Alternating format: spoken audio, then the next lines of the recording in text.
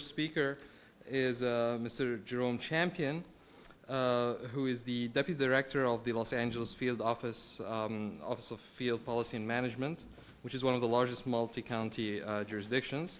Formerly, he was Director of the Los Angeles Multifamily Hub for the Department of Housing and Urban Development. He was also previously Deputy Director of the Chicago Regional Office of the HUD, and he's held many executive positions at a number of very prestigious organizations, including Century Housing Corporation, Resolution Trust Corporation, First Interstate Bank, etc.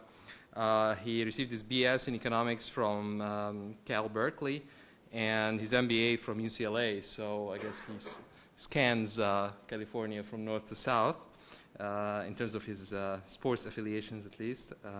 He's certified property management, certified fraud examiner, and holds General Securities NASD Series 7. He also maintains his academic affiliations. He was formerly on the faculty of the Keller Graduate School of Management and continues to be an adjunct professor at UCLA. So without further ado, Mr. Champion. Thank you very much for that kind introduction. Every time I'm introduced, I always have to look and see if they're speaking to someone else other than me. But thank you very much. I'm here with the Los Angeles Office of HUD. We're responsible for 2/3 of California, from Fresno to San Diego, 22 million. And the topic of predatory lending is something that I selected simply because it's very personal to me, not necessarily because that's the only thing I'm involved in. Our department's responsible for providing housing for the homeless, for the elderly, for people with disabilities, for providing insurance on multifamily mortgages, 5 or more. We also provide grants to nonprofits and for-profits to provide what we consider more than shelter. In other words, once you have a shelter, that's not the end of it. There's need for services and programs after you move into a residence.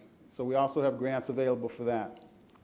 On behalf of Secretary Mel Martinez, the Secretary of HUD, and the President, there's basically 3 of 5 initiatives that brings me here today. The first primary initiative is homeownership. The second is our commitment to faith-based and making sure that faith-based organizations and nonprofits have more access to the HUD programs.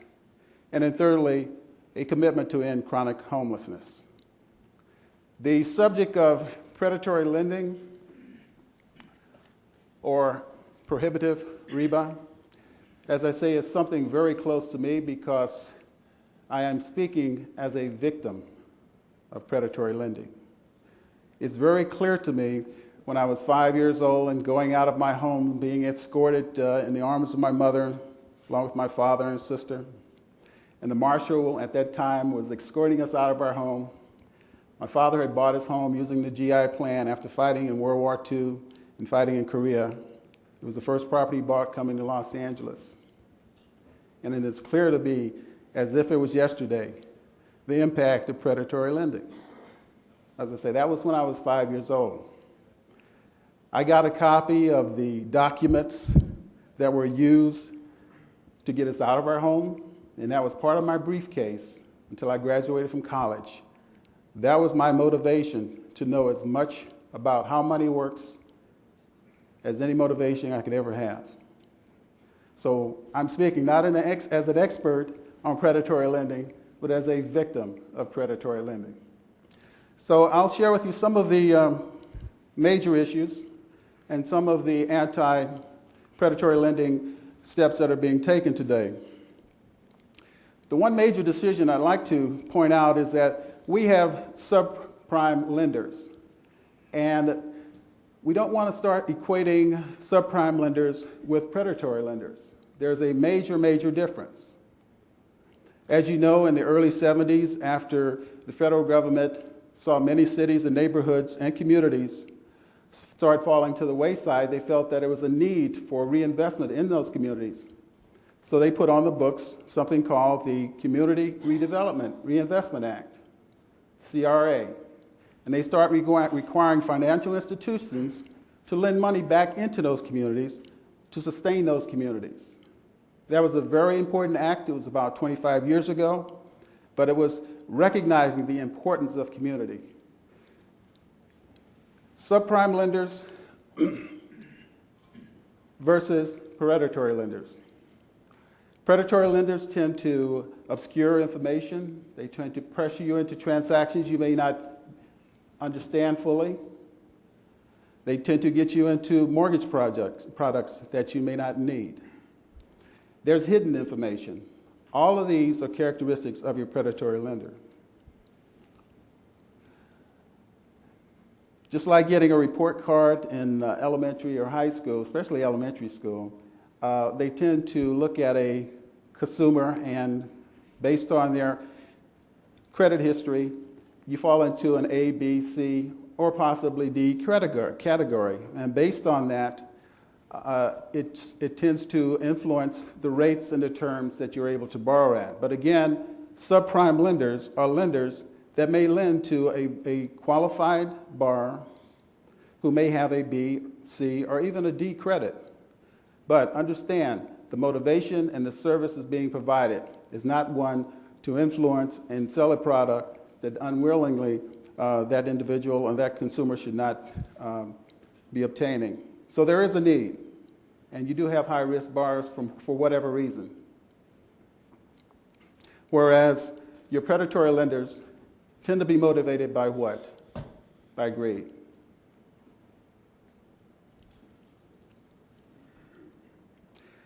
I'll touch briefly on several of the techniques. I'll limit my remarks for the sake of time. But steering.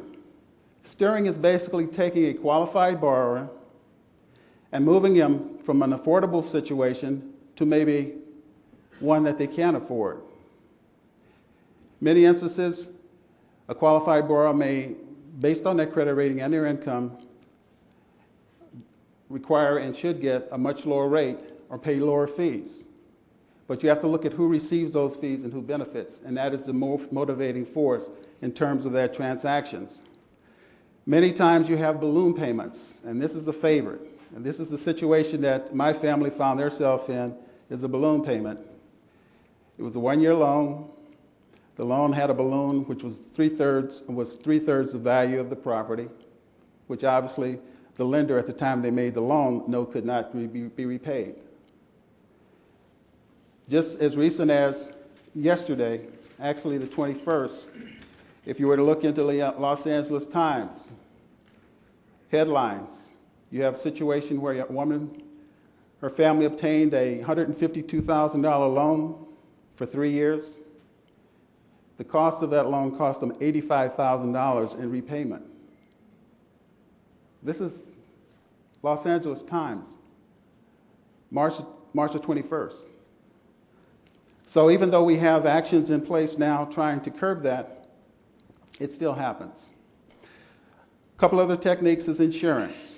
Having credit insurance or disability insurance. It's not always required. After all, if a consumer has insurance with their lender or with their borrower, why would they need a lender's insurance in addition to having the ability to pay?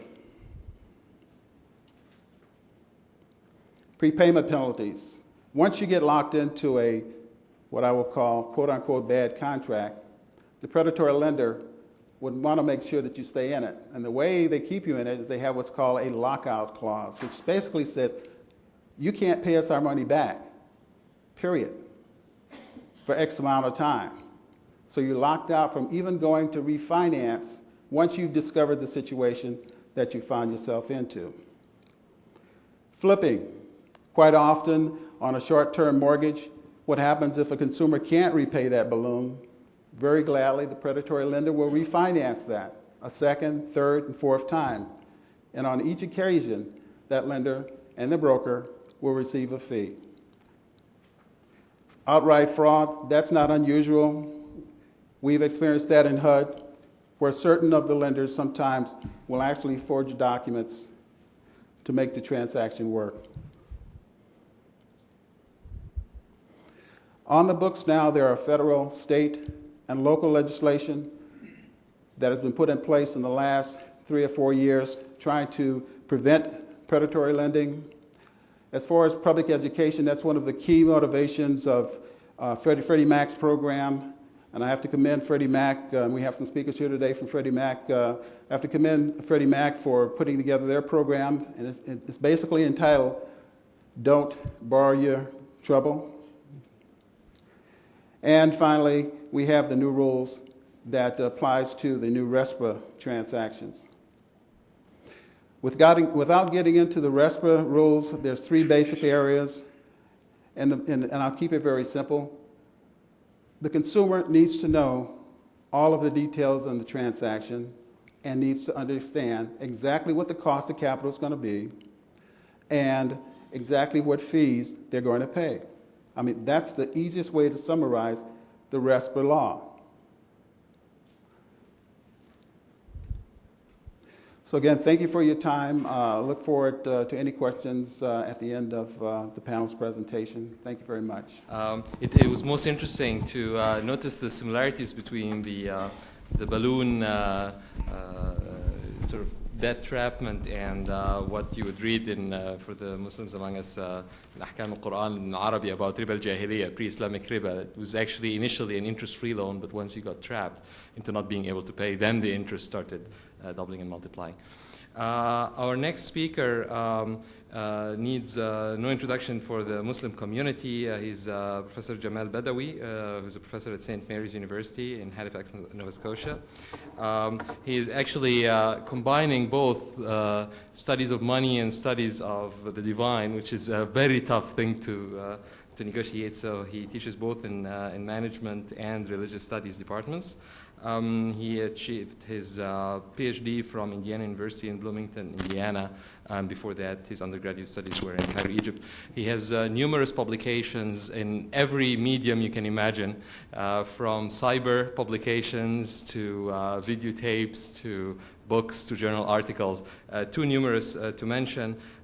He's played a pivotal role in a number of the Islamic organizations in North America and around the world, including being the founder and chairman of the Islamic Information Foundation, which is a nonprofit foundation promoting understanding of Islam, very much involved in the interfaith dialogues with other religions in North America and beyond. As I said, the number of publications is too numerous to mention. I'm sure you can all obtain them from a variety of sources. So we would rather listen to him than listen to his CV. And it's my honor to introduce Dr. Jamal Badawi. I greet you all with the Islamic greeting. Assalamu alaikum wa rahmatullahi wa barakatuh. May the peace, blessing, and mercy of Allah be with you. Given the short time, I have to go straight to the topic, which would be composed of a brief introduction and methodology. And secondly, to speak a little bit about the ethical anchor for what is called the Islamic business model. And then we'll look briefly into the specific application of Islamic business ethics in the three traditional areas: production, consumption, and marketing or distribution. And RIBA and IBM, Islamic business model. That's not the other IBM. And finally, enforcement mechanism. There are three basic points that I'd like to cover here in the introduction and methodology. I know some might not be very comfortable if someone says the Islamic business model. I mean, that seems to be a little bit more broad, but I promise you I try my best to stick to the things that are more generally accepted. But if you want to remove that, that's fine with me. I can say an Islamic business model and let you judge whether you want to put that before that or not. But the first question is, what makes it really Islamic, whether you use that or not? What makes it Islamic goes back to the very definition of Islam, which based on its etymology means to achieve peace through submission to Allah. Let's see how that applies even to business. If you look at peace, it means actually peace with the Creator, inner peace within oneself, and peace with the creation of God, which includes humans, obviously, and as such, business dealings is one pattern of this human relationship that is governed or embedded even in the very definition of the term Islam. And if you look at the term submission to God in trust, actually it implies as well that God alone is to be taken as the source of guidance, and that the equivalent Arabic term for what people call religion actually is deen, E-E-N, which means a complete way of living, not something restricted to personal morality or being good to your wife or your neighbor. It's much more than that. The second question then, how do we know? What are the sources that we can refer to see whether indeed it is Islamic or not Islamic? Well, there's a big difference between, at least the way I classify it, primary sources of Islam and secondary sources. The primary sources are only two. Both of them are revelatory sources. One is the Quran, that Muslims accept as the verbatim word of Allah, and the other is hadith. Sometimes the term sunnah is also used, which refer to the words, actions, and approvals of Prophet Muhammad, peace be upon him, in areas that relate to religious practice. There are also fine definitions of what sunnah really means. Both are revelation, except that hadith is not verbatim the word of God. It is simply an inspiration with the Prophet using his own words. All other secondary sources, I lump them together. Actually, I prefer to lump them together as secondary sources. Even those who argue that ijma' or consensus is to be regarded as very important and very significant, there is no denial of that, but there is argument also as to how consensus or ijma' is defined and what exactly does it mean. This is a debatable issue on the topic of roots of Islamic law or usul al-fiqh. But in my view, other than the revelatory text, authentic text, anything else involves a process of ijtihad, which is the application of reason to interpret the basic precepts in the Quran and Hadith, taking in mind the objectives of Sharia and its spirit, in coming up with solutions to problems that cannot be or found to be specified explicitly in the first two primary sources. So it involves some human judgment. But the main thing about ijma', and I agree with what Dr. Al-Jamal said earlier really, is that any other source other than the primary source is debatable. It cannot be equated in authority with the primary sources. It is also fallible, unlike the word of God. God does not make mistakes. Human beings, even when they have consensus sometimes, they could conceivably make mistakes. It is changeable, and we find in Islamic history jurists who changed their opinion or their position with the changing of exposure to new information or moving to a different type of environment. The final question in the introduction here is that it is not enough even to really have a grasp on the Islamic business model, because it is all connected also with the person's worldview. And every human being has some worldview or the other. And this is very essential to start from. It's not just to talk about institutions or changing structures.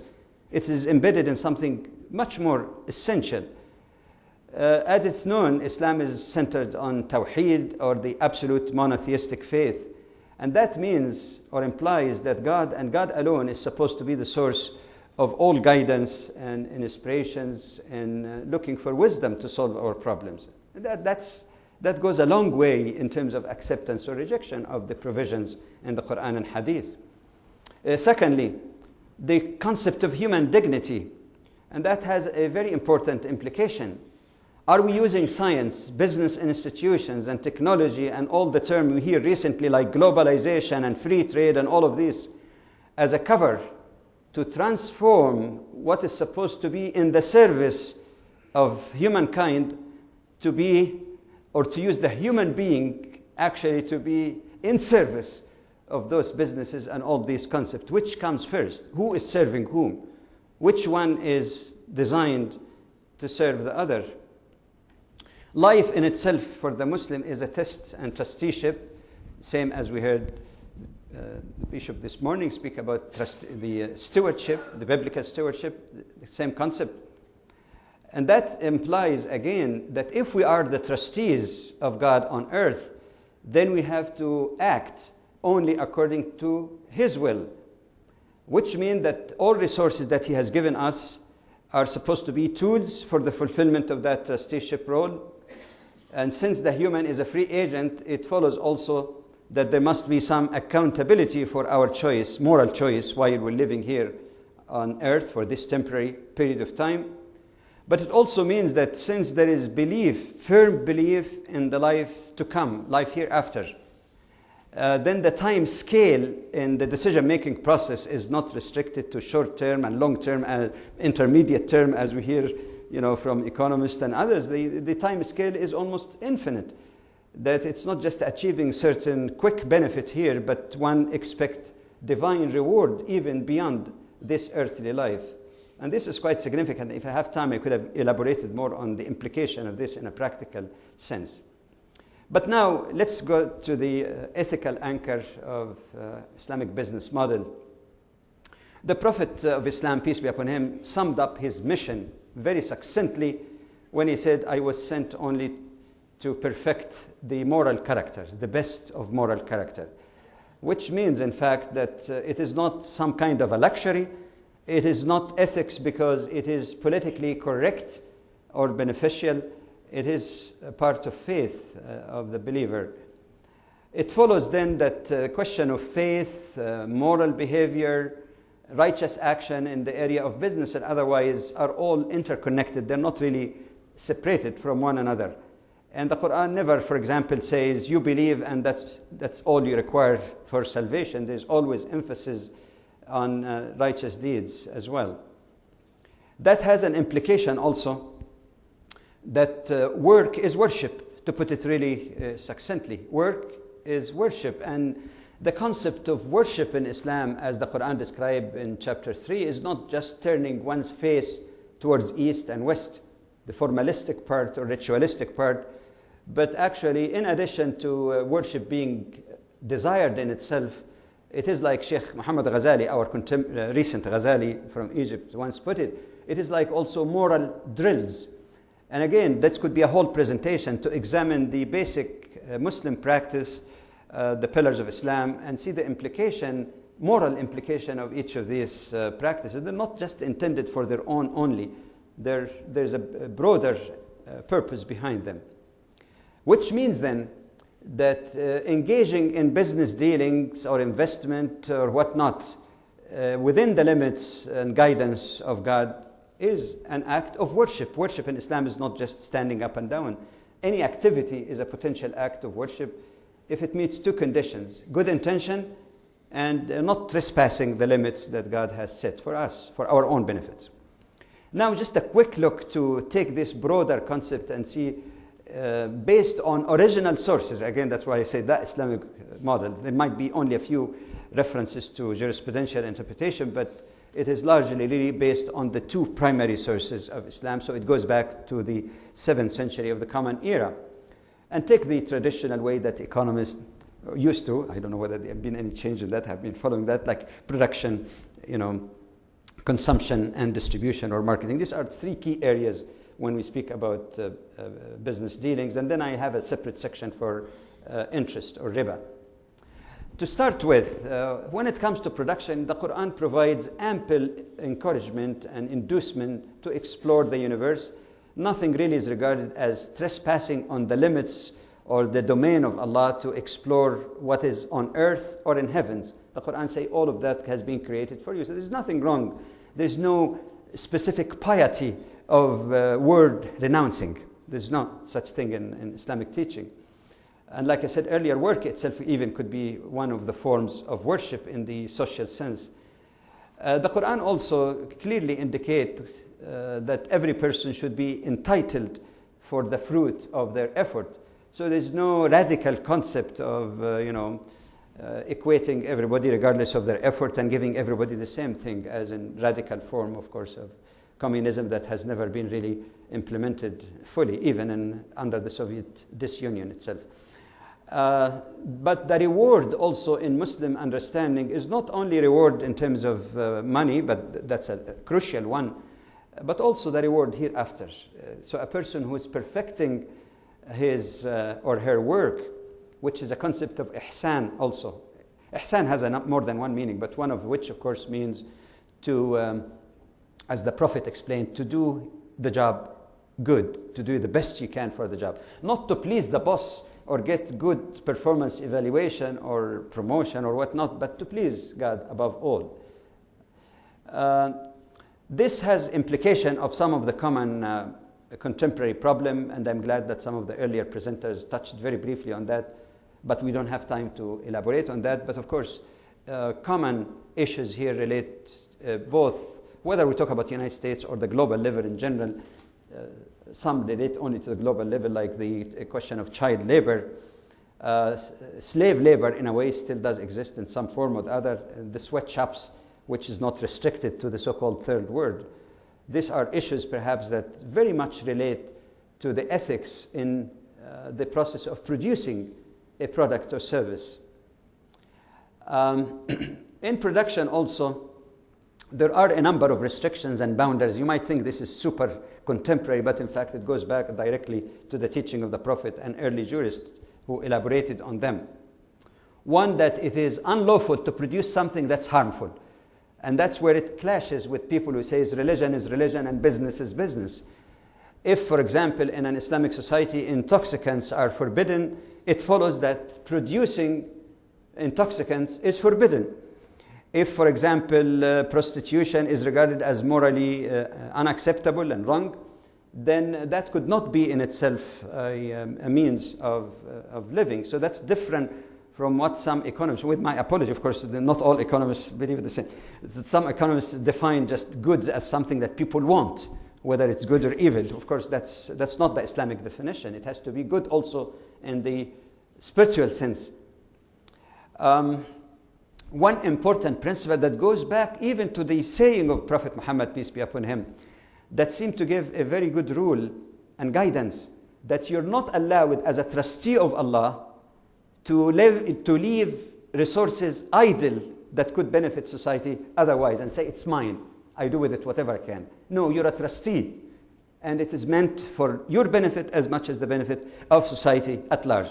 One example of this, that the Prophet, peace be upon him, said that if a person owns a piece of land, of course he's referring perhaps to fertile land, productive land, and he says, you either cultivate it or give it to your brother, give it in whatever form. You can give it to him, you can rent it to him, you can share crop with him, whatever, but don't let the land idle. In another hadith, it says that if a person reform a land that is barren, it is his, to encourage people again to put capital to make society benefit at large from this. It is a very interesting concept that comes that early. There is a basic rule in Sharia, which is based on hadith also, that one should not do harm to himself or to others, and if the harm is inevitable, ad-darar yuzal, there must be some kind of way of removal of that harm or compensating fairly the person who's been affected. Just like demolishing house for the sake of establishing or building a highway or something. Some contemporary problem that relate directly to those restrictions, and again, this is not just super modern, it is really ingrained and embedded in early teaching, is the question of environmental damage and pollution. The Prophet, peace be upon him, spoke also about the question of environment and environmental protection. You'd be surprised if you go in details. One contemporary problem, of course, that did not arise at the time of the Prophet is the disposal of dangerous waste, like dumping nuclear waste in some poorer countries and try to tempt them with some kind of payment, which is unethical in that sense.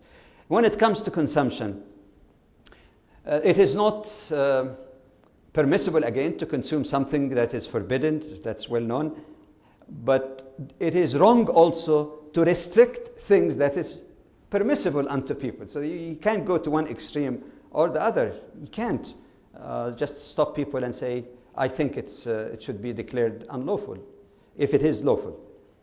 But the Quran also and Hadith as well speak about moderation, which applies to moderation in spending and consumption. And that reminds us what has been said earlier about, not falling or trying to live beyond your means using the plastic card or whatever other means. Again, there are implications of that for resource allocation. Because if in a society people try really to live reasonably, they feel comfortable, but avoid excessive waste and in spending, it means that economic resources that otherwise would be directed to serve the few would be directed to serve the many, which might even be related to their basic needs of life. In the question of marketing and distribution, you find numerous statements in hadith literature in particular that anyone who cheats us, he's not one of us. The Prophet even spoke about the honesty in dealing, that if you're selling a particular product and you're aware of some defects, you shouldn't hide those defects. Bring it forthright and let the person decide whether he wants to buy it at this price or not. No unfair competition. There is no rule in Islam that says there could be absolutely no monopoly, because we all know that sometimes in cases of utility you might need some form of efficiency in using resources. But the Prophet, for example, spoke about monopoly in basic foodstuff that are really needed by people, like storing them, taking them out of the market to create artificially a high price. It also includes, and you'd be surprised that it goes to hadith directly. That's why I call it the Islamic business model, really. All of that is found in the primary sources. That, for example, he forbade people who bring their produce from the countryside to come to sell to the town. He forbade people to intercept those merchants at the outskirts of town and offer them some price before they reach the marketplace and find what is the going price. So it's almost like trying to restrict what economists might call the free flow of information to determine what is a fair price for this. Unethical luring of customers, like you find it sometimes in Mazad, when in auctions, when somebody pretends to offer a price. And obviously, bribery, as some people give it a sanitized name, BFP, business facilitation payment. Riba, again, both usury and of course, this is a big issue, of course, so I'll pass on that. I need to study quite carefully the recent fatwas of Al-Azhar. But oftentimes when people refer to interest, my main point really, that some people say there is a difference between interest and usury, which is excessive interest. But the Quran was not revealed in English, and the term riba, and riba means something in excess without participation in profit and loss, in some form or the other. Joint ventures, profit sharing are okay. And there are already a number of things that we have heard, so I need not go through that. And just come very quickly to the enforcement mechanism for all of that. Above all, it is the individual moral conscience that stands. It's not the law. It's not the law. Law might be only part of that. Ultimate responsibility before Allah. That's why business ethics in Islam is intermingled, interwoven with its belief and worldview. The positive social values and norms could also make a great deal of encouragement. Government intervention only when needed, but very carefully, not to intervene too much to balance freedom and public interest. And in conclusion, IBM, our own IBM, is part of the Islamic worldview, and that worldview is based on basic conviction. And in fact, it has its own mechanism that stems from its own teaching. It's also interesting to always think about some of the subtleties in matters of intention. For instance, Jamal talked about producing intoxicants, but we also know that there are special cases, like if you're buying grapes to ferment them to make juice, only to make vinegar eventually, and even though you're making wine, you're actually not intending to make wine for drinking, you're making wine only as a byproduct to get to vinegar, which is permissible. So sometimes people look at part of a balance sheet and say, well, that looks just like the riba percentage, but if the ultimate product is not riba and the initial point is not riba, that's okay, even though in the interim you may have to go through something that looks like it. Wallah alam, I'm sure Dr. Jamal can correct me later on. Our last speaker for this session is Professor Rifat Abdul Karim, who's I'm always in awe because he's the only person I know on the face of this planet who can make accounting interesting. He tells me he's an academic at heart, so and I feel sad that his students don't get the pleasure of listening to him. He was a professor at Kuwait University, but he pioneered the area of accounting and auditing standards for Islamic financial institutions, being the first Secretary General of AWOFI, the Accounting and Auditing Organization for Islamic Financial Institutions in Bahrain, and only recently he's moved to Kuala Lumpur to be the first Secretary General of the Islamic Financial Services Board, which promises to be the standard setter for Islamic finance all around the world. So without further ado, please welcome Professor Rifat Abdul Karim. Thank you, Mr. Chairman. Bismillah ar-Rahman ar-Rahim. Good afternoon, ladies and gentlemen. Let me start by thanking LARIBA for giving me this opportunity to address such a prestigious gathering. As Mahmoud said, accounting is not usually a popular subject, and I'll do my best to keep the technicalities out and make it a bit interesting. In my presentation, I'll focus on 3 issues. The importance for the Islamic financial service industry of developing a global accounting and financial reporting framework, a global prudential and supervisory framework consistent with internationally recognized best practice in the overall global finance industry, and thirdly, a global Sharia framework. I'll start by discussing the issues of a global accounting and financial reporting framework for the Islamic financial service industry. We all know that the supply of relevant and reliable information regarding all material matters relating to Islamic financial institutions is indispensable for ensuring good corporate governance and for protecting investors. A strong disclosure regime which enforces certain minimum disclosure requirements will also, I believe, lower the cost of capital of Islamic banks by improving the environment for domestic and international investment in the Islamic financial service industry, and by increasing the credibility of and confidence in Islamic financial institutions. Now, disclosures have to be made in such a way that they are reliable, comparable, and comprehensive, and in sufficient detail to enable the users of financial statements to assess the stewardship of the institution, and also to help these users to make informed economic decisions. Now, the quality of information that is provided to the markets is best ensured by the application of a high-quality set of standards, which is applied consistently across national boundaries, in my view.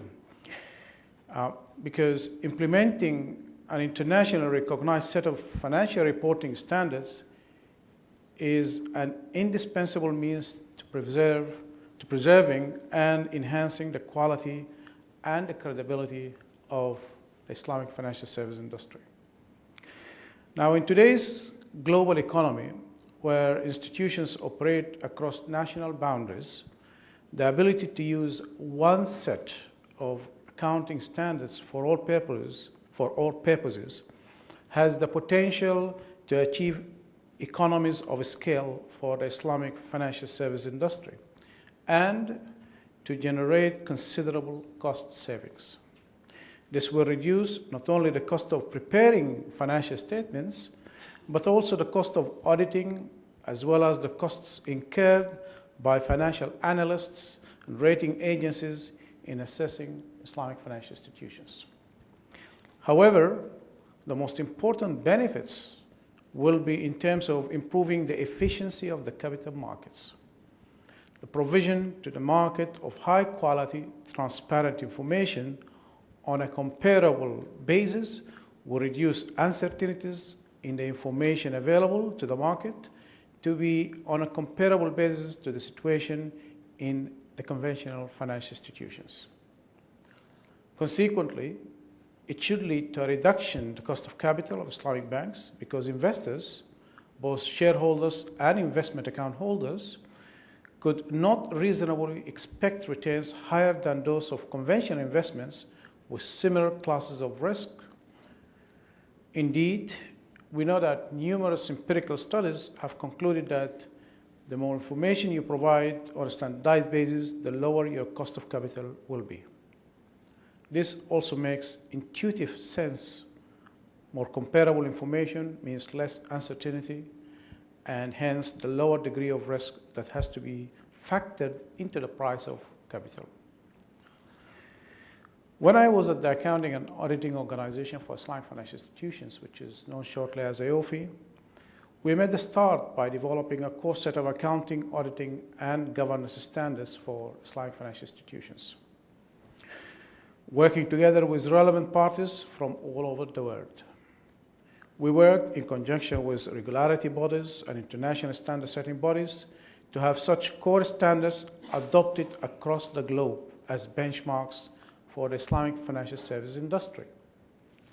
I'm sure that many people who are not familiar with the work of IOFI may be thinking that our aspiration to have global strategies and standards is undermined by the fact that IOFI has developed a separate set of standards from those issued by, for example, International Accounting Standards Board.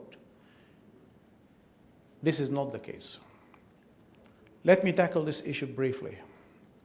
Islamic banks do not accept or lend funds on an interest-bearing basis. Rather, for mobilizing and allocating funds, Islamic banks use different types of contracts that have specific provisions not usually catered for in similar contracts used by their conventional counterparts. Hence, many of the items in the financial statements of these banks are different from those that appear in the financial statements of conventional banks, and vice versa. This has important consequences for accounting standards. For example, the disclosure requirements of International Accounting Standards, which deals with banks, are largely inapplicable to Islamic banks, and hence are not effective disclosure standards for such institutions. There are also problems with the measurement aspects of certain accounting standards, where international accounting standards do not address issues that arise because of the specificities of the Islamic banking transactions. The Islamic financial services industry recognized such problems and established IOFI to address these issues. IOFI's accounting standards are complementary to, rather than being in conflict with, international accounting standards. We viewed the role of IOFI as filling gaps in international accounting standards, which do not have specific provisions to deal with the typical transactions of Islamic financial services. Without IOFI filling the gaps, international accounting standards would have allowed those preparing and auditing the financial statements of Islamic banks to have considerable scope for cherry-picking and making ad hoc interpretations of international accounting standards, a process that would result in rendering the financial statements prepared by the institutions less transparent than conventional financial institutions and non-comparable therewith, as well as spawning inconsistencies between the accounting and auditing of different Islamic financial institutions. So far, the banking supervisors in a number of countries such as Bahrain, Sudan, and Jordan are now require Islamic banks either to comply with IOFI standards or, as in the case of Saudi Arabia, are specifying IOFI standards as guidelines. In Qatar, the central bank has developed standards based on IOFI standards, and I understand that Qatar will now converge fully to IOFI standards. Let me now move on to the second issue of developing a global prudential and supervisory framework consistent with internationally recognized best practice in the overall global finance industry. We must ensure that Islamic financial institutions are regulated and supervised to internationally accepted standards in order to maintain and enhance the confidence of the industry's participants, to ensure that these institutions are subject to the same prudential standards regardless of their country of domicile, thereby achieving a level playing field for all participants within the Islamic financial services industry, and to win the respect of governments, regulators, investors, and users of funds in non-Muslim countries, so as to enable Islamic banking and finance to be more integrated into the mainstream of global finance. As many of the studies into the East Asian crisis of 1997 and 1998 have found, Although most of the financial institutions that experienced difficulties were complying with their national rules and regulations, many discrepancies were found between national practices and international rules.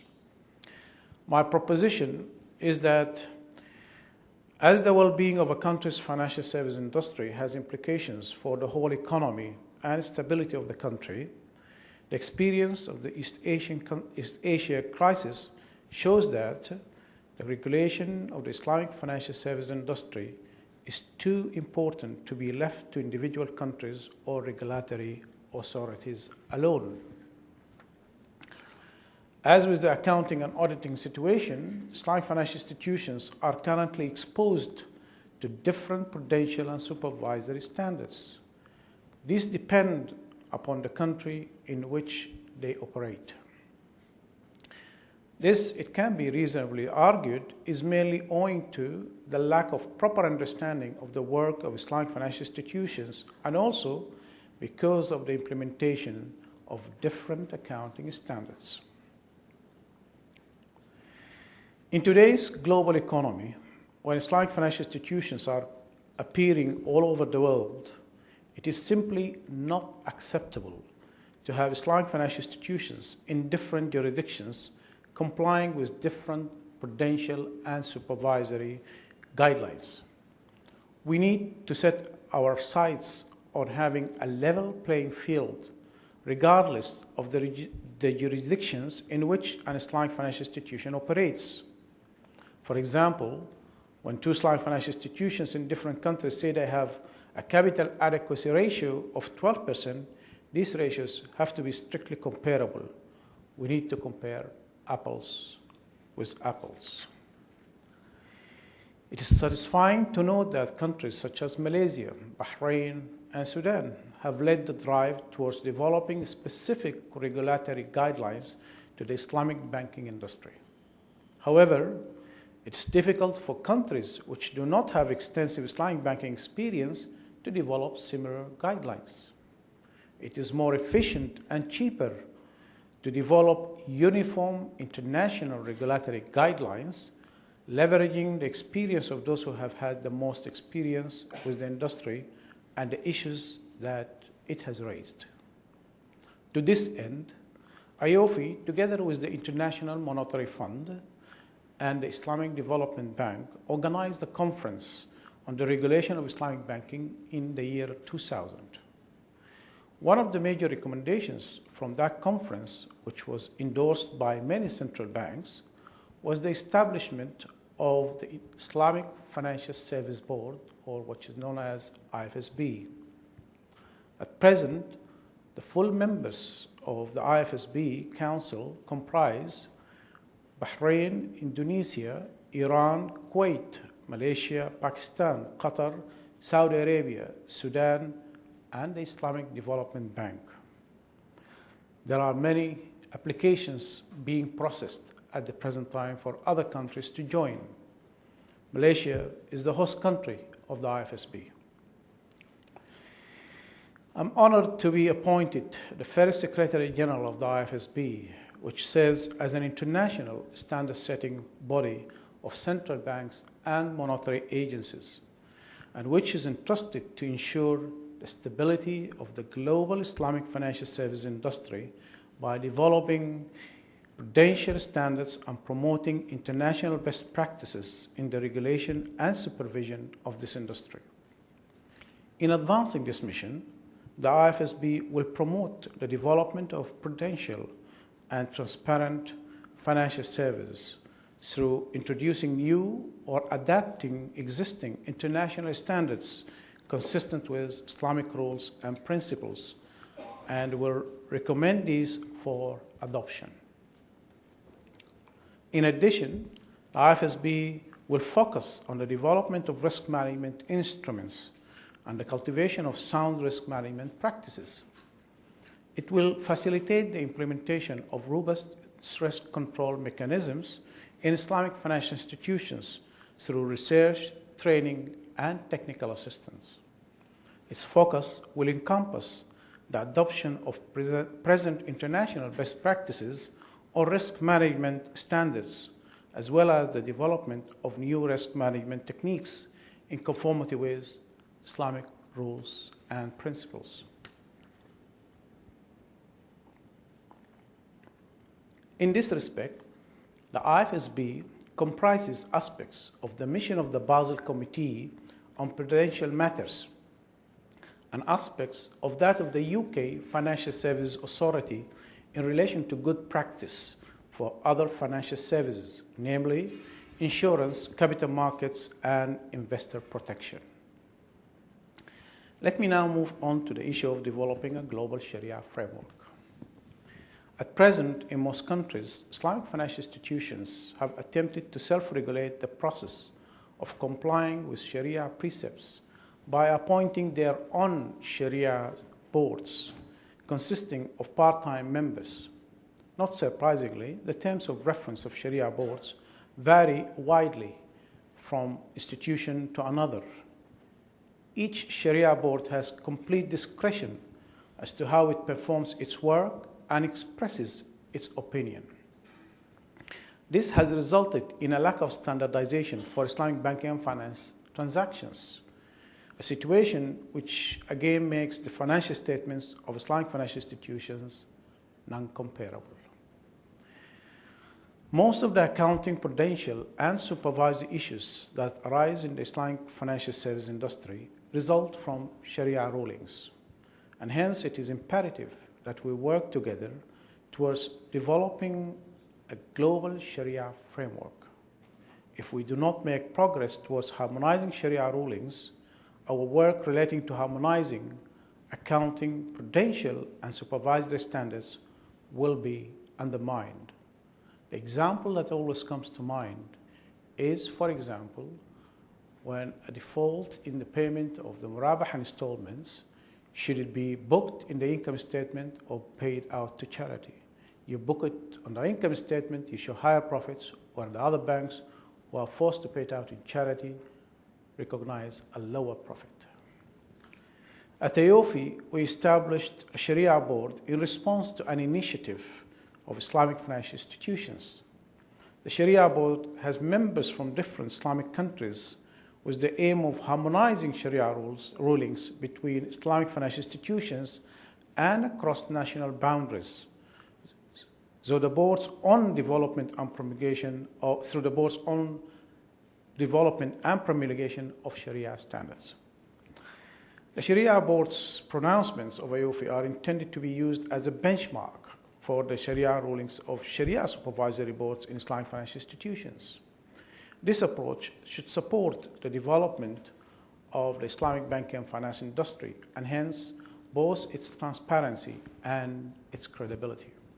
However, there are those who believe that the AOFI Sharia board should have adequate representation of the various schools of Islamic jurisprudence, and to broaden the composition of its members to include representatives from relevant sectors of the industry to provide specialist knowledge, for example, in banking, finance, and accounting, and that its Sharia scholars should have the required expertise in the various specialized areas of Islamic finance and banking. I believe these are genuine concerns and that they should be addressed in the ongoing development of that important board.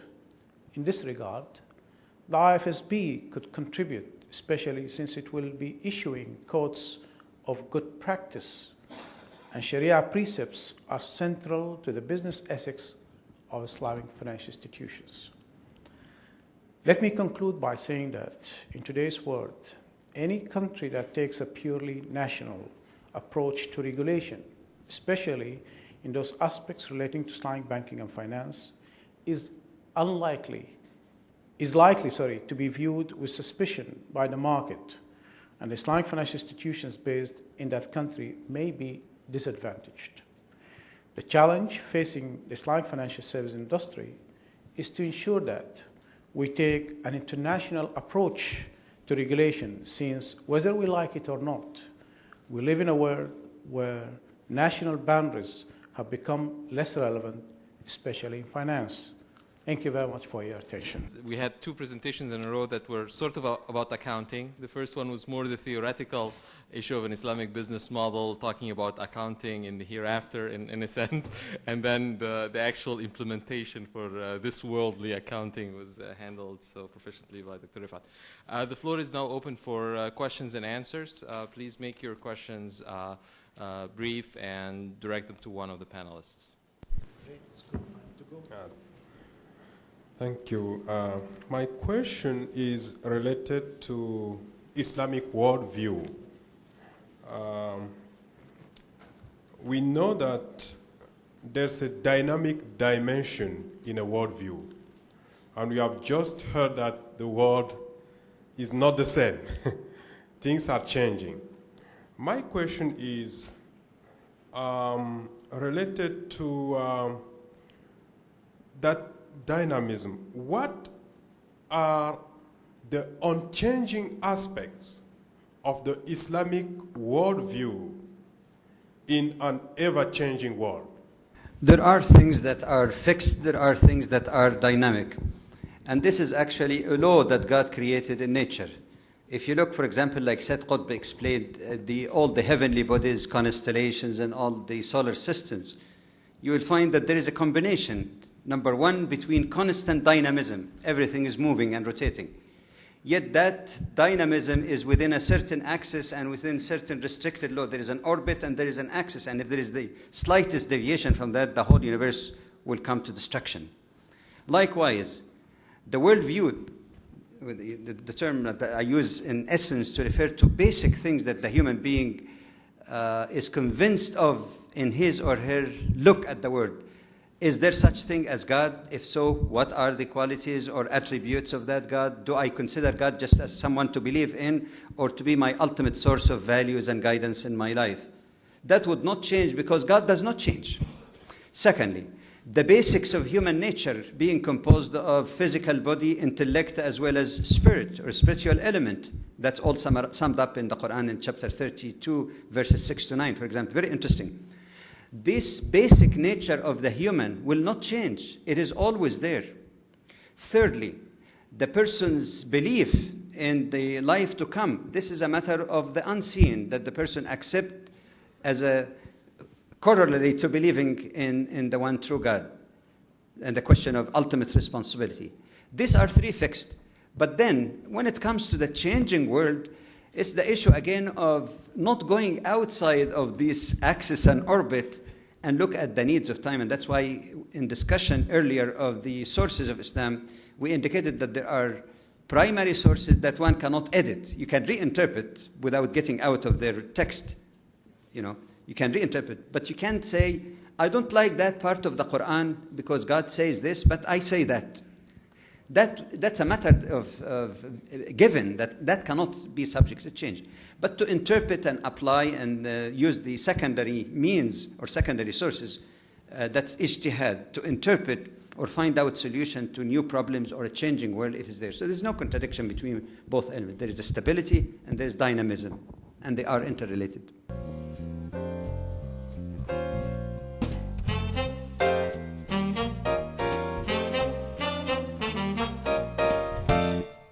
Bismillah ar-Rahman ar-Rahim, in the name of God, most gracious and most merciful. I'd like to welcome you all here this afternoon.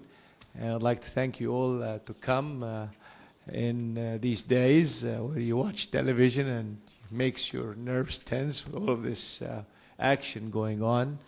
And as I said, we hope that everybody will be safe and everybody will have the wisdom to use our wise decisions instead of our emotions. I'm very happy to be here this afternoon, and this is a session which has to do with two important institutions that really have given us the propelling reason for growing and popularizing the concept of riba-free banking. And I personally, the shareholders of American Finance House LARIBA, the community, and the employees of American Finance House LARIBA, and the board of directors will always be indebted to the two institutions that first believed in us, and in particular Saber Salam and the young lady that I'll ask to stand up, Colette Porter, please stand up.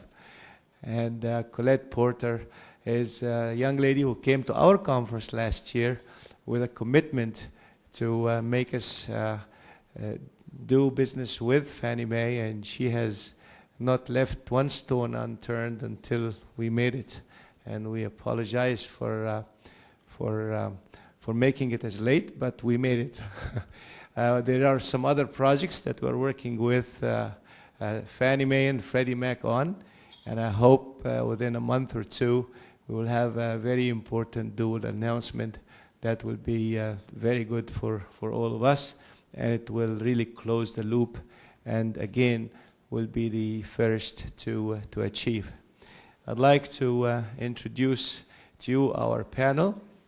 Our first speaker is Ted Chandler, and Mr. Chandler is a vice president in charge of community lending at Fannie Mae.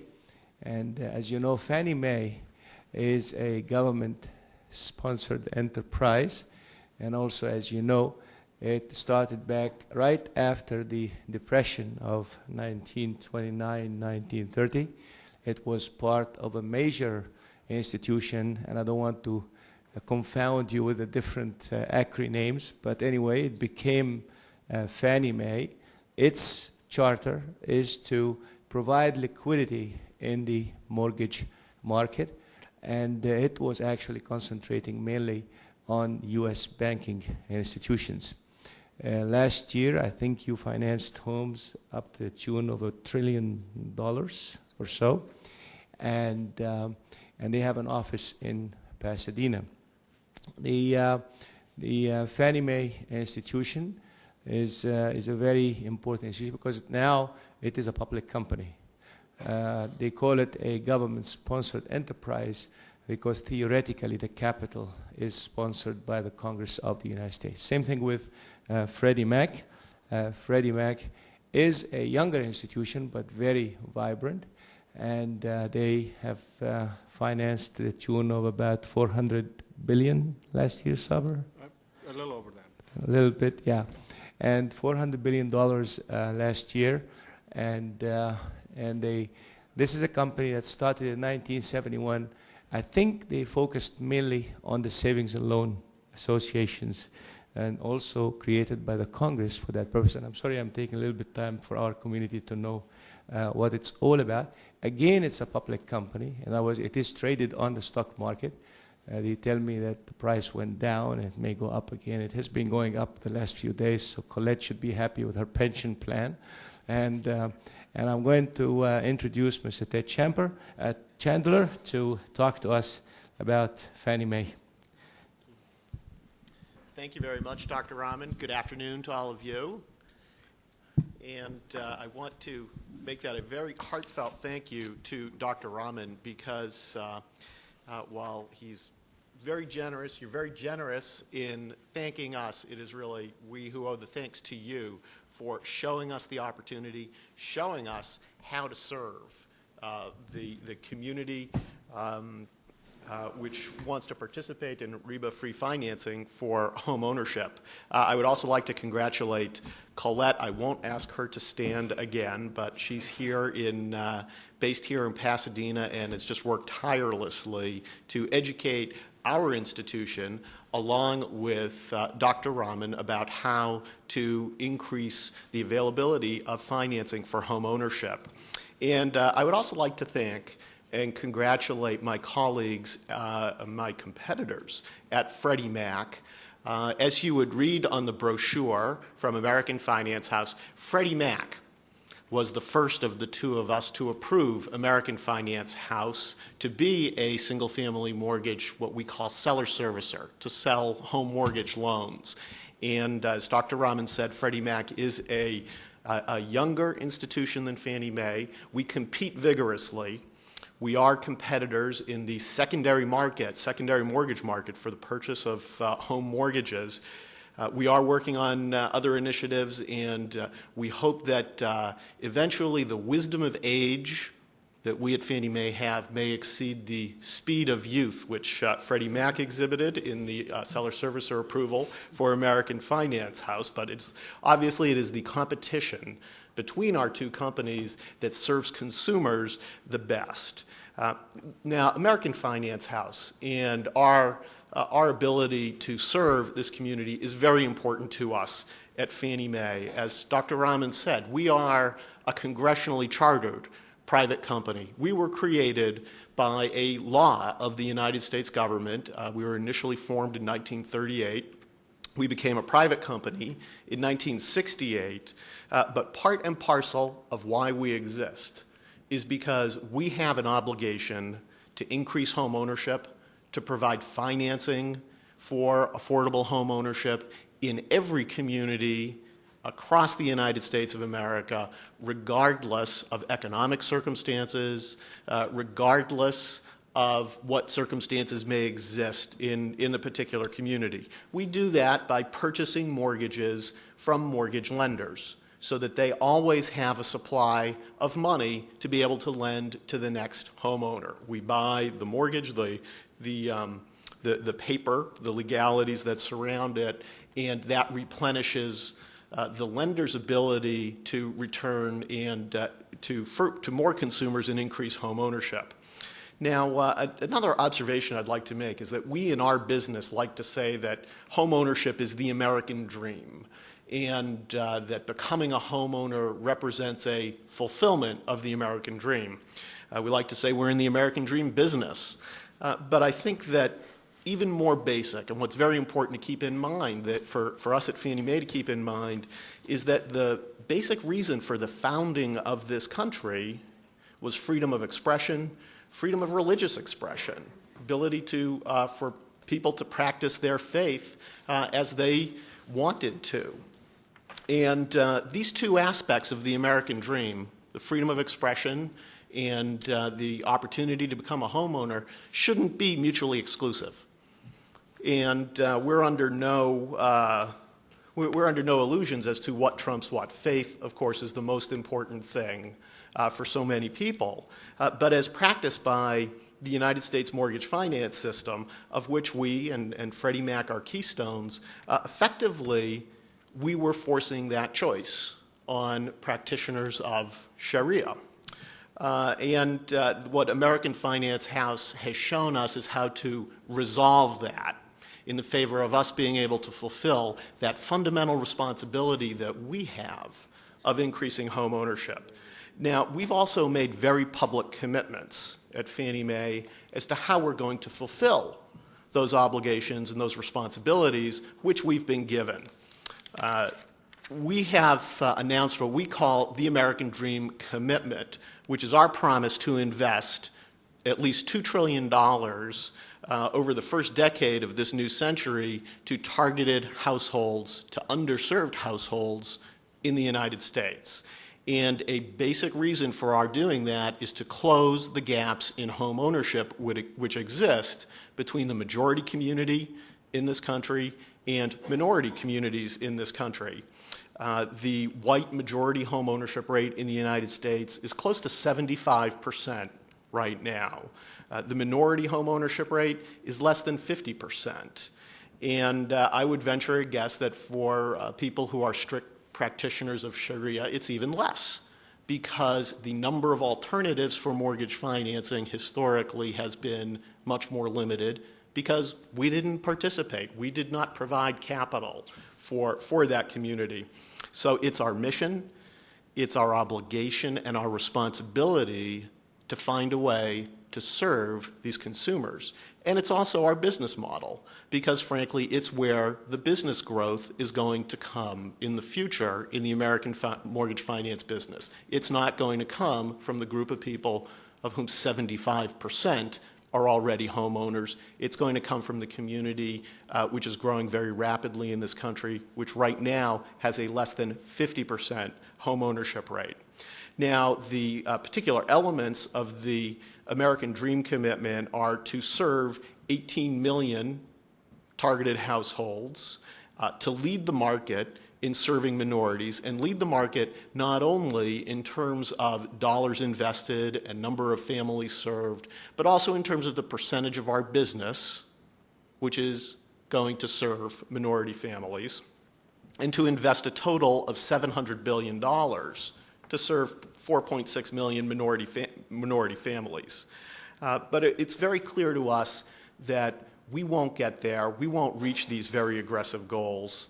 And these are large numbers, or I understand. These are numbers which they make my eyes glaze over. I can't really count that high, and sometimes I think maybe we added 1 or 2 zeros to the end of a number and came up with some crazy number that way. But we use numbers like that because that's the responsibility we've been given in the American mortgage finance system. We're not under an illusion that it's because of anything other than the fact that we've been given the responsibility that we have. And we know we won't get there in terms of closing home ownership gaps, in terms of serving households whom our system has previously not served, by asking people to conform their practices to the way we do business. That hasn't worked. If it had worked, we wouldn't be in the situation, we wouldn't have the opportunity, I should say, we wouldn't have the opportunity that lies before us. We have to listen, and we have to conform the way in which we do business to the practices of the communities that we need to reach out to and serve. Those people whom we have an obligation to serve, but whom previously we have not. And of course, as I said, when we talk about things like religious expression, that is far more fundamental to many people than home ownership is. So for us to serve that community, we have to figure out how to conform our practices again. And that requires that we be humble and listen to people whom previously we have not listened to. And I'm also fond of saying that just because we're very large doesn't mean we're nimble. And I think that our work in this area is an indication of that. We need to be taught. We're not going to think of it on our own, and we need leaders to show us how to reach this business, how to do this business, and Dr. Rahman is really a tremendous leader in that regard. He is not only a visionary, but he is someone who knows how to get the business done as well, and he's taught us how to serve this group of Americans, which is as desirous of the American dream as anyone in this country, and it's really changed our thinking about how we can serve more people in the country. And I think that reaching out to communities which, for whom faith is a central organizing element in their lives, is a very important element of how we can reach our goals. And we've been very deliberate about making faith-based initiatives a central part of how we will reach the very aggressive goals we have set for ourselves under the American Dream Commitment. We have the partnership with American Finance House as part of a national media campaign as well as a financing campaign to educate consumers as to what is available to them. And we want to create opportunities by providing information, by getting the word out through the regular media, through our ability to get the word out as Fannie Mae, that these opportunities exist for Muslim families. And under our agreement with American Finance House, we've agreed to purchase $10 million worth of mortgage loans as a start, and we like deliveries. I'm fond of saying that those kinds of commitments are a floor. They're not a ceiling. They're a let's get started, get $10 million done, and get on our way from there. And we've found a way to do business with American Finance House by redefining the terms of a standard fixed-rate mortgage, and we're a large presence in buying 30-year fixed-rate mortgages, as an ijara contract, a lease purchase agreement. And American Finance House's financing model provides a rent-to-own alternative for families that are interested averse, that don't want to be in a financing arrangement that requires them to pay interest. And American Finance House is the first lender that is selling loans to Fannie Mae under our effort to reach out to Muslim families and other interest-averse people. And we think that faith-based organizations are going to play a very strong role in our ability to reach out to the communities we haven't served before. We're working to establish very strong links through the faith-based community. People working through, whether it is through churches or other organizations, there are other faith-based organizations, can reach their congregants in a way that traditional lenders may not be able to. People can invest a lot of authority in their faith-based organization as well, and we realize we need to be working with everyone who has an interest in creating home ownership, and many faith-based organizations fall into that category.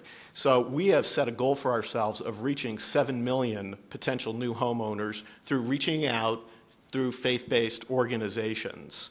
And what we want to do is create a very broad network of community partners who share our commitment to breaking down the barriers to home ownership and increasing housing opportunities. We're working with these partners to develop the tools and resources to help the faith-based organizations to increase their capacity to do housing and community development and create further home ownership opportunities. And under our initiative, we have partnerships with national faith-based organizations. We are increasing the access to home ownership information and education, and a key element of it is partnering with lenders who can increase access to mortgage financing, such as American Finance House. We are sponsoring and conducting workshops and conferences on faith-based community development. And one of the things we've learned is that faith-based organizations can reach people in a fashion that the government has not previously been able to, much less traditional lenders have not been able to. The home financing model that we have with American Finance House has been designed to comply with Sharia, as well as all of the laws and regulations of the United States banking and financial services industry. And under this unique structure, the lease-to-own structure for a home purchase will convert to home ownership once the lease purchase period is over. And the lease purchase period is the same as a typical mortgage term. And I would also like to mention that you may have read about last June, it was in June of 2002, that President Bush announced a national minority homeownership initiative. And as part of our contribution to this effort, because we take this effort very seriously for ourselves as well, we're committed to collaborating with everyone in the mortgage finance industry to knock down barriers to home ownership that exist. And we hope that by removing these barriers, we can make that difference and reach our very aggressive goals, and that the faith that people have should, in particular, as we're talking about this afternoon, should not be an obstacle, but in fact should be a vehicle by reaching out through faith-based organizations to increase home ownership. And there is one last observation I would like to make, which is at our company, at Fannie Mae, diversity is a core value. It is one of the core values of our company. Diversity is something which we talk about a great deal and try to impress upon ourselves as individuals and corporately. And on behalf of Fannie Mae, I would like to thank American Finance House for bringing this dimension of diversity to Fannie Mae and giving us an opportunity to fulfill that value, that diversity that we hold so dear. And with that, I will stop my remarks and thank you again, Dr. Rahman. Thank you very much. Mr. Chandler is the Housing and Community Development Vice President at Fannie Mae. And before he came to this position, he was the director of Fannie Mae's Boston Partnership Office. And before he worked with Fannie Mae, he was Deputy Director and Chief Financial Officer and General Counsel of the Massachusetts Industrial Finance Agency. He changed his accent to become a California accent from a Bostonian accent. I can see that. I can hear that. He began his career with the Boston Redevelopment Authority, which has done a wonderful job in the city of Boston. Some of the projects took a little longer than expected, but I know that area very well. I know the mayor of Boston also. I went and visited him and the director of the redevelopment agency out there, working on some interesting projects in Boston. He began his career with that agency, and he served as the acting director and chief of staff. Mr. Chandler graduated with distinction from Stanford Law School, where my daughter and her husband went to school actually at Stanford, and earned his bachelor's degree cum laude from Harvard. They went to Yale for your competitor, so we're very happy to have you with us. As a matter of fact, Colette also comes from Boston. I don't know what's the Boston connection here, but did you know each other before? Or? No. Okay. Next on the agenda is Mr. Sabr Salam, and Mr. Salam is the Vice President of Freddie Mac, and he is responsible for national sales. And he has been active in increasing the sales of Freddie Mac and also community development. He joined Freddie Mac in 1999. And he was in charge of customer strategy, product development, and execution services areas. He's an important engine in making the dream of owning home for many members of the American Muslim community a reality by developing the strategic relationship with the American finance house, LARIBA of Pasadena. And I want to tell you that really and truly, before Freddie Mac and then Fannie Mae, it was really difficult for us. And we are very thankful to Almighty God and to these two organizations because we used to get a lot of applications and we didn't have the resources simply to meet these demands.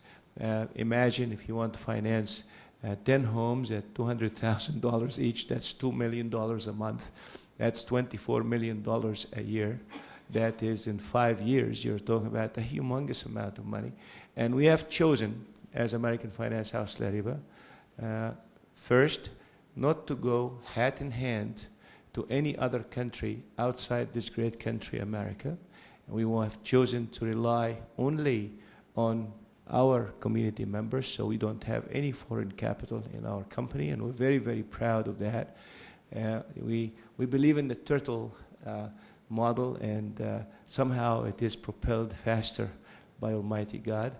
And with the coming of Freddie Mac and Fannie Mae, we're very happy. Not only that, but we assure them they cannot go wrong because we make sure that the investment makes economic sense, and that's what made Sabr Salam buy the concept right away. And instead of getting approved in 6 months, we were approved in 4 weeks, and this is wonderful.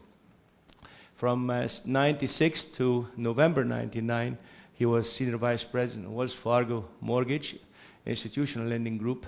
And during that time, he held various executive positions with Wells Fargo.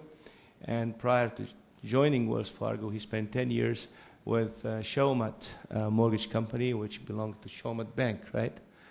Again, on the East Coast in Boston, Massachusetts, where Fidelity Investments and everybody else. I mean, I got to move to Boston, Massachusetts soon, right?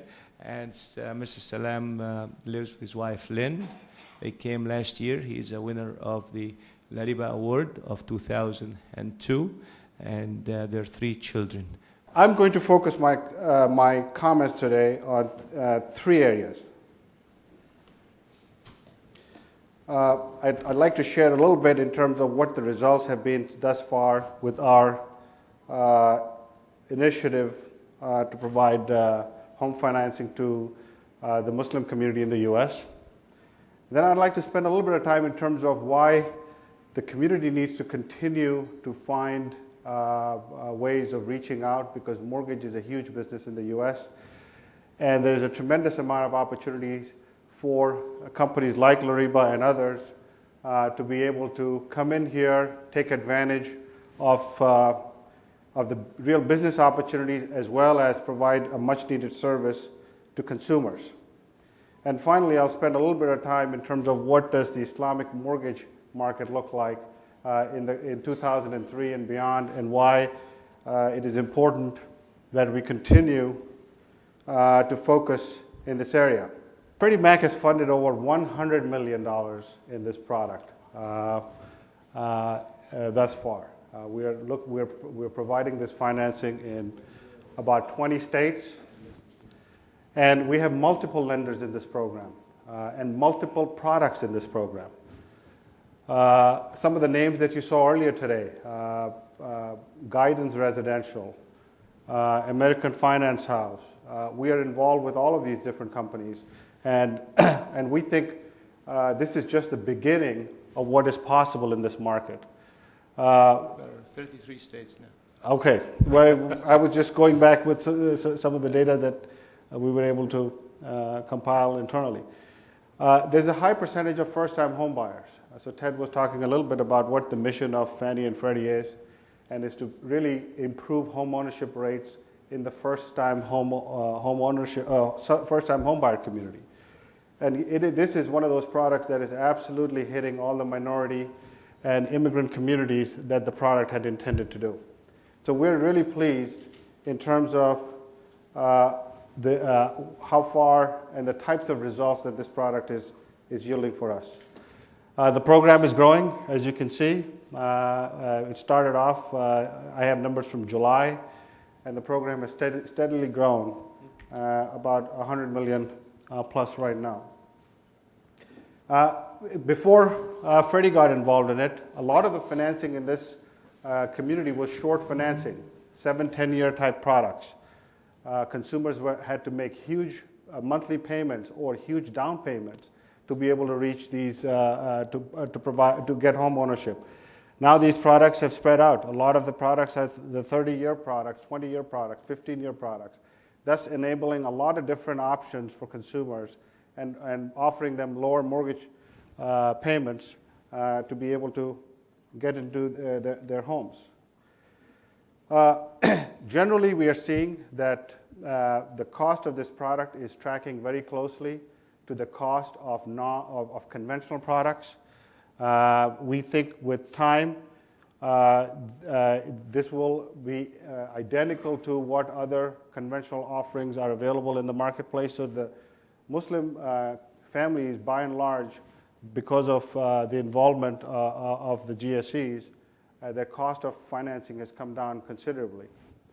The little difference that still exists between the purple and the orange line is more a factor of this market maturing and some of the lenders growing into a little more scale, and you will see that there's a convergence in those areas. What we're also seeing is that consumers are self-selecting this product. So this is not necessarily a product that is competing with the conventional side, because as you can see, consumers are clearly paying slightly better than or slightly higher, but consumers are self-selecting into this product, which is primarily the intent that we had going into this. We talked about the states. Dr. Y reminded us that he's up to 30 states now, but you'll see that the product is in high growth, high minority and immigrant states as we had expected it, and so we want to. These numbers change quite a bit with new deliveries in different states. This is how it looked a few months ago. Now let me move my focus a little bit on the outlook of mortgages, originations, and I go back to one of the reasons this community needs to focus on home ownership. It's fundamental to building wealth for American families.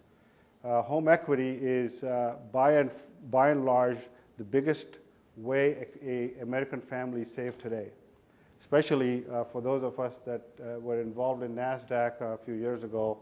We've all come back to our homes to make sure we have a little bit of net worth left. 2002 was a record year, $2.5 trillion, almost half the mortgages that were in the market got refinanced. There were $90 billion of home equity or CAC that people took out to purchase or pay down other forms of debt, to purchase automobiles, to pay for college education. Mortgage is becoming very, very central to how a family plans their finance. House price appreciation generally is keeping pace with the income growth. So there was a lot of questions at lunch about the housing bubble, and I'll share a little bit of information with you in terms of what we're seeing the housing bubble to be. Yes, the economy has had an impact on delinquency, and we are seeing a rise in consumer delinquency, both on the consumer loan side as well as particularly on the subprime side, and I'll share a little more color with you on that. This is a little bit of an updated slide from my last talk here. In the last 3 years, or since last year, the value of American homes have gone up by $500 billion. If you look at the amount of equity, and this goes back to the wealth building discussion that we were having, the amount of equity that American families build through their homes and their net worth is very much tied to the home. And this is why it's very important for this community to look at this as an investment, and the faster we grow this, the better we will be able to serve the Muslim family in the U.S. A large percentage of, or reason for why the volume has been so strong is we've seen rates at a 40-year low. If you look at the bottom, the red line there, to the left-hand side, as of February 28th, mortgage financing cost for a 30-year product was about 5.79. The last time we saw that type of a rate was in 1965. The other rate that I have there that's important for tracking purposes here is in 1963, the 10-year Treasury was at 383, and actually this number went down earlier this month, but as of last week, I think as of yesterday, the 10-year Treasury was at 4.1. So we are at a record low financing cost period for homes. And this has created the energy around people being able to reduce their payment loads. This has created a lot of the energy around the home financing business in 2002. We see the same trend in 2003. This is actually a little bit of a dated slide, because I think our projections for 2003 are north of $2.5 trillion. And I think Fannie just announced their projection closer to $3 trillion. So this is going to be another huge year. About another 50% of the mortgage business, total mortgage business, has the potential to be rewritten in 2003.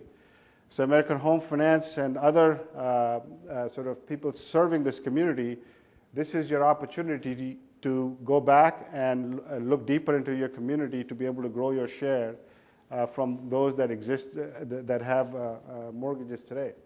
I've been in the mortgage business for a few years, as you can tell with my gray hair and no hair. And when I started in 84, 85, a $500 billion mortgage market used to be big. We used to try to figure out if it went from 500 to 700, how do we plan for it? Today, if you look at this, even after this refi period tapers off, we're still looking at mortgage markets north of $1.2 trillion. So this is going to continue to be an important area for the economy. It's going to be a growth area, and we are very bullish on where the mortgage industry is headed. I spent a little bit of time talking about the home equity. This is becoming a very important part of the financial plan of every family. A lot of the tax laws, the way they're written, is moving a lot of the consumer expenses under the home, under home equity. And this is a very effective way for consumers to manage their finances. And over time, this is going to continue to grow as house prices continue to grow. So even though consumers are taking out a tremendous amount of equity, this equity, as the previous slide suggested, there's still a lot more equity left in the market, and the equity is helping consumers consolidate their finances in a lot more efficient way. And from a financial planning perspective, this is the direction that it will be going in the future. Talking about the house price bubble, what you have up here is the annualized appreciation rates for home prices, as well as the median household income. As you will see, that there are some markets, particularly in the New England and in the mountain area, where house prices have grown much faster than income. But by and large, in the last 10 years in the U.S., if you look at income, it has grown a tad under 4.5%, and house prices have appreciated a tad above that number, up to about 4.6, 4.65%. So I'm not suggesting here that there are not markets, especially in Northern California and other places where things may not be adjusting down. There are markets definitely that are adjusting down. But what we can tell that there is a fairly good reason for why home prices are where they are, and that we don't really see a big bubble in home prices nationally, notwithstanding that there are some markets that will see this change.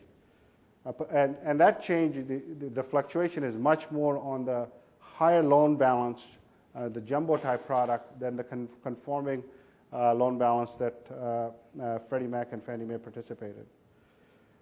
A little bit of information around delinquencies, or particularly in the both on the mortgage side. As you can see, delinquencies have ticked up on the conventional side, but it is since the recession started in 2001, you can really see the spike in delinquency in the subprime, FHA, and VA portfolios. Until the employment situation begins to turn around, we continue to see a little bit of deterioration in credit. This is also pretty evident on the credit card side, as well as the automobile financing side.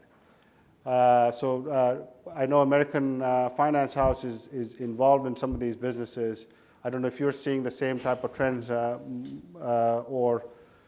We are very picky. Good, good. So as you can see, the recession has had an impact on how some of these debts are performing. But housing continues to remain strong. House price appreciation continues to be pretty good, and the prime side of the business on the housing side is pretty strong as well. Let's talk about 2003 and beyond. We just talked about another very strong year in origination coming up. Rates, although they've ticked up a little bit as of Friday or this past week, but we expect them to stay relatively stable throughout the year. Home values, we continue to believe home values are going to appreciate in the long term, notwithstanding the fact that there will be some markets where prices will go down. But in general, we believe that this is going to continue to grow. As I talked earlier, we believe the mortgage debt outstanding is going to continue to grow, and that's going to be for a couple of reasons. More minority families will be buying homes, more sort of credit that is in other types of debt would come under mortgages. College financing may come under. So from a financial planning perspective, people will be looking to move more and more of their financing needs under the mortgage. Equity will continue to be an important driver for wealth, and I cannot emphasize this enough, because this is one of the reasons why all the practitioners in this business need to look at how fast they could provide these types of services to the community. And this goes a little bit to some of the comments that Ted was sharing, and maybe I should go to the next slide here, is we see a tremendous amount of growth, first-time home buyer growth, coming out of the minority and immigrant communities. At 75% home ownership rate, there is not going to be too much upside in those businesses. But there's a lot of studies that are out there today that clearly indicate that up to 60% of the first-time homebuyer market is going to be from the minority and immigrant community in the next decade. As far as the Islamic mortgage opportunities is concerned, you can see in 2 years a $1 million project or initiative has really blossomed into a $100 million financing opportunity. And we think that there's a lot more upside to this than we have seen. My personal belief is as good a job as Dr. Y, LARIBA, and Guidance and others are doing in this arena, there's a huge amount of opportunities for new companies to get into this business, because there is a much broader population of Islamic families in the U.S. that can take advantage of these types of programs. Along with us, now that Fannie is involved in the process, it is going to lower cost to the community. I mean, I remember 2 years ago, the way a lot of this was financed was private equity from investors that American Home Finance was arranging, or there were some cooperatives. MSI was on the board earlier today. MSI was getting deposits from families, like a $25,000 deposit. Then MSI would then use that money. It's not just MSI, all of the cooperatives work the same way, to raise the rest of the money that was needed to purchase the home. So sometimes families had to wait up to 18 months before they could buy the home of their liking. Now, it's almost within 30 days, the capital is available, sometimes even sooner. In fact, Michael and I were talking a couple of weeks ago. It's taking them 2 or 3 days to replenish their capital when they're dealing with the GSEs. So we believe that there is a lot more opportunity here. We are encouraging. We would like to have more people get into the business. The business requires some investments. It requires investments in the standardization of products. I mean, I've been involved with this for a couple of years. There is still a lot of different ways to skin these structures. And with the debate earlier today, you can see that there's a lot of different views on how and who needs to be included in terms of standardizing the product. But from being able to assure liquidity in this market, the more standardized the product is, the more standardized the approach is, the documentation is, the easier it would be for companies like Freddie Mac and Fannie Mae and even FHA to be able to look at these as comparable instruments to what we're dealing with. Because what we've seen is there is no difference in the collateral. There is no difference in the creditworthiness of the individual that is borrowing. There is no difference in the willingness of the individual that needs the money. At the end of the day, they look exactly, and in some cases even slightly better from a credit, collateral, and capacity perspective than our normal distributions. So the standardization here is really going to be key. Helping bring new participants in this business is going to be important. And as time goes by, there will be more sort of investment needed both on the infrastructure side of origination and servicing, because these are fairly sort of scale businesses and need to attract some capital and professionals to be able to do that. So in conclusion, what I'd like to kind of leave you all with is, look, we've already made some significant progress in this area. And there is a lot more opportunity here. The housing industry and the mortgage business is going to continue to be pretty strong in the coming decades, particularly for minority and immigrant families. There is tremendous new business opportunity here for people that are thinking about sort of providing this type of service to the community. And we are encouraging more and more people to look at this as a much stronger sort of opportunity to serve a much broader community, because there is a lot of growth involved in here, and growth from both perspectives, being able to do something or deliver the dream of home ownership to Muslim families, as well as being able to build businesses that are very specifically serving a underserved need of the community. So thank you very much for your time, and Dr. Y and Mike, I really appreciate you inviting me back here today.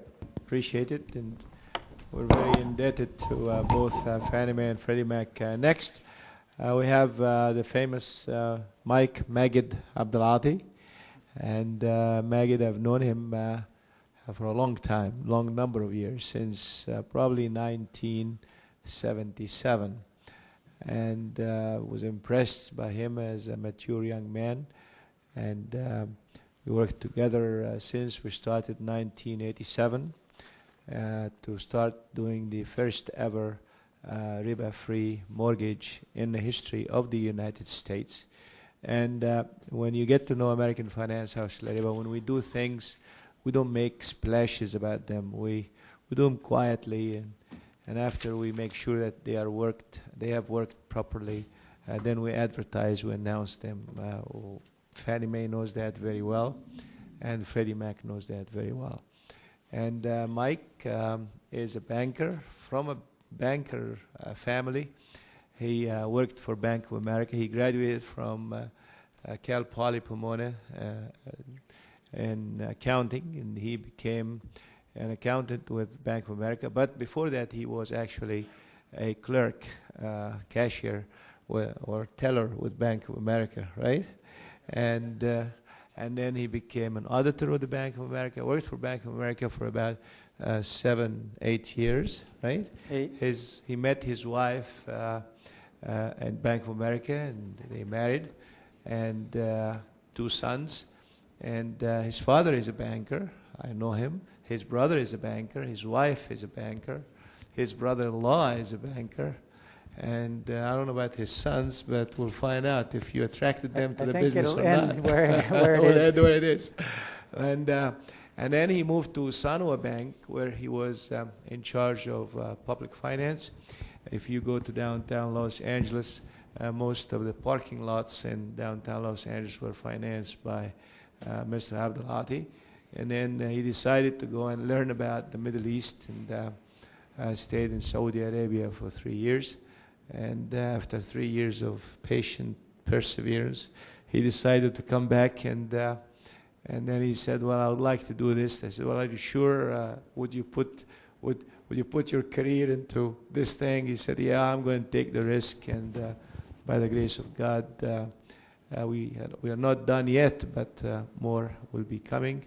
I'm very, very pleased to present you Mike Abdelati, the president of American Finance House, and also the second generation of leadership. So if I go, there will be another person to carry over, and inshallah, very soon you'll be meeting the third and the fourth generation of the company, because we are not in the business of just earning a living and running, but we're in the business of building an institution, and that is what's lacking with our community, be it in the United States or overseas. Mike Abdelati. It's my pleasure to be here. I know it's getting late in the day, and I'll try to keep a little energy into it to keep everybody awake. The order of the presentation, of course, was to introduce our investors first, and then I will tell you a little bit about our company. How does American Finance House tie these two fine institutions into investing and assisting us in providing the product to serve this community that is, that's for the large part, underserved. So I would like to take the opportunity and describe the model that we use for financing. I will highlight the faith basis of the model. And I do really stress the fact that we call it faith-based. It's not only Islamic. Faith-based, as we've heard throughout the morning program, we share a lot in common. It's not only Islam that cares about social justice. It's not only Islam that cares about a fair rate of return. So we like to call it a faith-based approach to financing. Next, I will explain how we apply the model that we use exactly, what are the benefits for it, how we calculate the payment. We get a lot of questions on that, and our finance officers spend a lot of time on the phone explaining exactly how do we calculate the payment. I'll also highlight the documentation that we use, and inshallah we'll conclude. What is our model? We utilize the concept of lease to purchase. In Arabic, it has a name, ijara wa iqtina', and this is really the relationship that we approach this transaction by. How does it work? Well, before I get into that, let me get into the faith basis of ijara wa iqtina'. There's two very important components we believe in: the concept about money and the concept about earning a rate of return. The concept of money can be made totally lawful, from investment, but not from lending. Lending is a charitable activity. Investment, on the other hand, you're allowed to earn money. There is no prohibition. You can earn 5%, you can earn 20%, you can earn 100%. As long as it's from investment, there's no prohibition on how much money you can earn. Then you look at the returns. How much the limit that is fair and socially responsible and any faith would advocate. From our standpoint, the return should be based on the market value of whatever the product is that you're providing. I will be highlighting more of the home financing in this presentation, but we apply the same model for automobiles, for business equipment, etc. It has to be, our rate of return has to be tied to the market value of the asset that we're providing. In some cases, we can do better than that. By better, I don't mean higher, I mean lower than the market value. Okay, how do we apply our financing model? The model assumes that American Finance House and the client would both purchase the property jointly, and we agree to sell the client our share over a period of time. That period of time is considered the financing period in the language of our investors. In the case of refinancing, of course, we also do refinancing. The assumption here is that instead of buying from a seller of a home, we're buying from the existing lender. So what we fund is the share of the existing lender. What benefits does this model offer to a participant, a client of ours? Number one, the calculation, the payment calculation that we make is not based on a predetermined interest rate. It's rather based on the rental value of that property. So we look at it truly as an investment. If you're getting into an investment, you want to know, is this a good investment or a bad investment? How do you make that determination? It's made based on the rate of return that's generated by it. So payment calculation is based on the market rental value of the property. After we calculate the payment based on the rental value, an analysis comes in. Is this an attractive investment or not? Is it acceptable to us? Is it acceptable to you? Is it acceptable to our investors?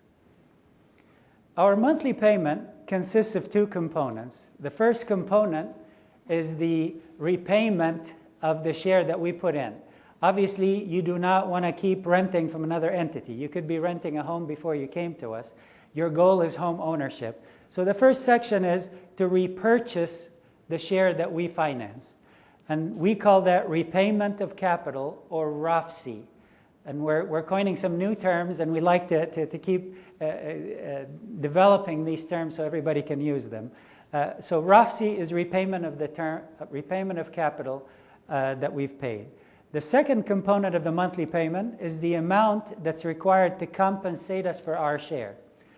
A client is living in a home that has a rental value. He's only paid part of that part of that capital to live in the house. He's enjoying the full benefits of the house, yet he paid part of it. So the other party in the investment, American Finance House LARIBA, deserves a share of that rental value that the client is enjoying. So that portion that's paid to us, it's called return on capital, or we call it RONC.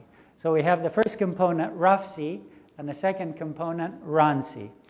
Again, I repeat, we never start from a predetermined interest rate or any rate of return.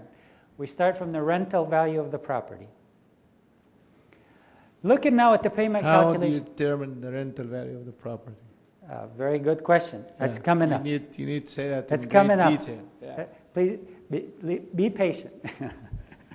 The first thing I want to discuss, the first component we talked about back here was the two components. The first is the repayment of the capital. So we'll go here.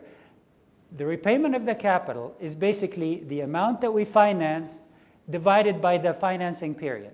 Obviously, if you're looking to finance over 10 years, the amount that you're going to pay back is going to be higher on a monthly basis than if you're financing over 30 years. And we have a way to calculate that. It is a minimum amount, and I put that in capital for a specific reason. You can pay additional amounts. You can buy our share at any time. There's no prepayment, no predetermined period of investment that we have to be in. So this is the repayment of capital, and I'll give a numerical example a little later. Now we get to the question that Dr. Rahman was asking. How do we determine the return on capital? This is a very important issue for our clients and for our investors to understand as well. The first thing we do is determining the rental value. We as American Finance House LARIBA, our finance officers, and the client both go out and get 3 independent estimates of the rent. Each party gets their own estimates. Why do we do that? We get a lot of clients that say, I don't have the time. Brother, I trust you. Let us save time and just go ahead and calculate it and let me know what it comes out to. We really cannot approach it that way. Number one, as an investor yourself, as a client, as an investor, you owe it upon yourself to know what the value of that property is. Because if I come back to you and tell you this property has a rental value of $1,000, you need to have a base to judge, am I telling you the right thing or not? It's one thing to trust me. Yes, great, I appreciate the trust. But in order to negotiate, you really need to know what that rental value is. So each of us establish a rental value from our side. We come in, we negotiate what that fair rental value is, and we agree on amount, a sum. That sum, let us say $1,000 for the sake of discussion, that sum will be allocated between us and the client. How do we allocate it? We allocate it based on the share that was financed of the purchase price or the appraised value. So if we put up 70% of the capital, the client puts 30%, we should receive 70% of that rental value initially, and the client would receive 30. If we receive 50, if we put up 50, we get 50%. So the second item is the allocation of the rental value between the client and American Finance House. The third is the share of return that American Finance House earns will decline each month based on our share of the capital that was financed. So if we start at 80%, and each month the client is paying us what we saw in the previous slide, the repayment of capital, our share declines each month. So we don't deserve 70% of the rent every month until the end of the 30 years. If we start at 70%, the next month we'll go maybe 68, 65, 50, until we reach 0 at the end of the term. So an important item to look at is that our share declines and the client's share essentially increases. And again, we'll have questions later on that I'll be more than happy to go. Another benefit of our model, and this is really, really key, and we're probably the only company that we're aware of that does this, and that is after we calculate the payment, we've agreed on the rent, we've agreed on the allocation, we take those figures, and we have a patented computer program that we put those parameters in, and it gives us how much the monthly payment should be, that should be paid to buy back our share as well as pay us rent. And in addition to that, we take that payment, we put it into a traditional calculator that calculates the rate of return. Why do we want to calculate the rate of return? In order to determine, is this an attractive investment or a bad investment? Essentially, for the economics majors and the finance professionals, we're calculating the rate of return, the internal rate of return of the flow of monthly payments that we've calculated in the program. In order to determine, is this a good investment or a bad investment, there are 3 likely scenarios once we calculate the rate. Let us assume we calculate a rate and it's 8%. If that would be, say, example number 1. The rate of return is significantly higher than our investors' expectations. Who are our investors? Our investors are Freddie Mac, Fannie Mae, and other individuals that we can work with, but primarily for long-term mortgages, Freddie Mac and Fannie Mae. If Freddie Mac and Fannie Mae expects 6%, and they expect 6% whether they're dealing with Bank of America, whether they're dealing with anybody else, and our rate of return on the transaction that we've agreed with the client on generates 8%, that means it's a pretty good investment, right?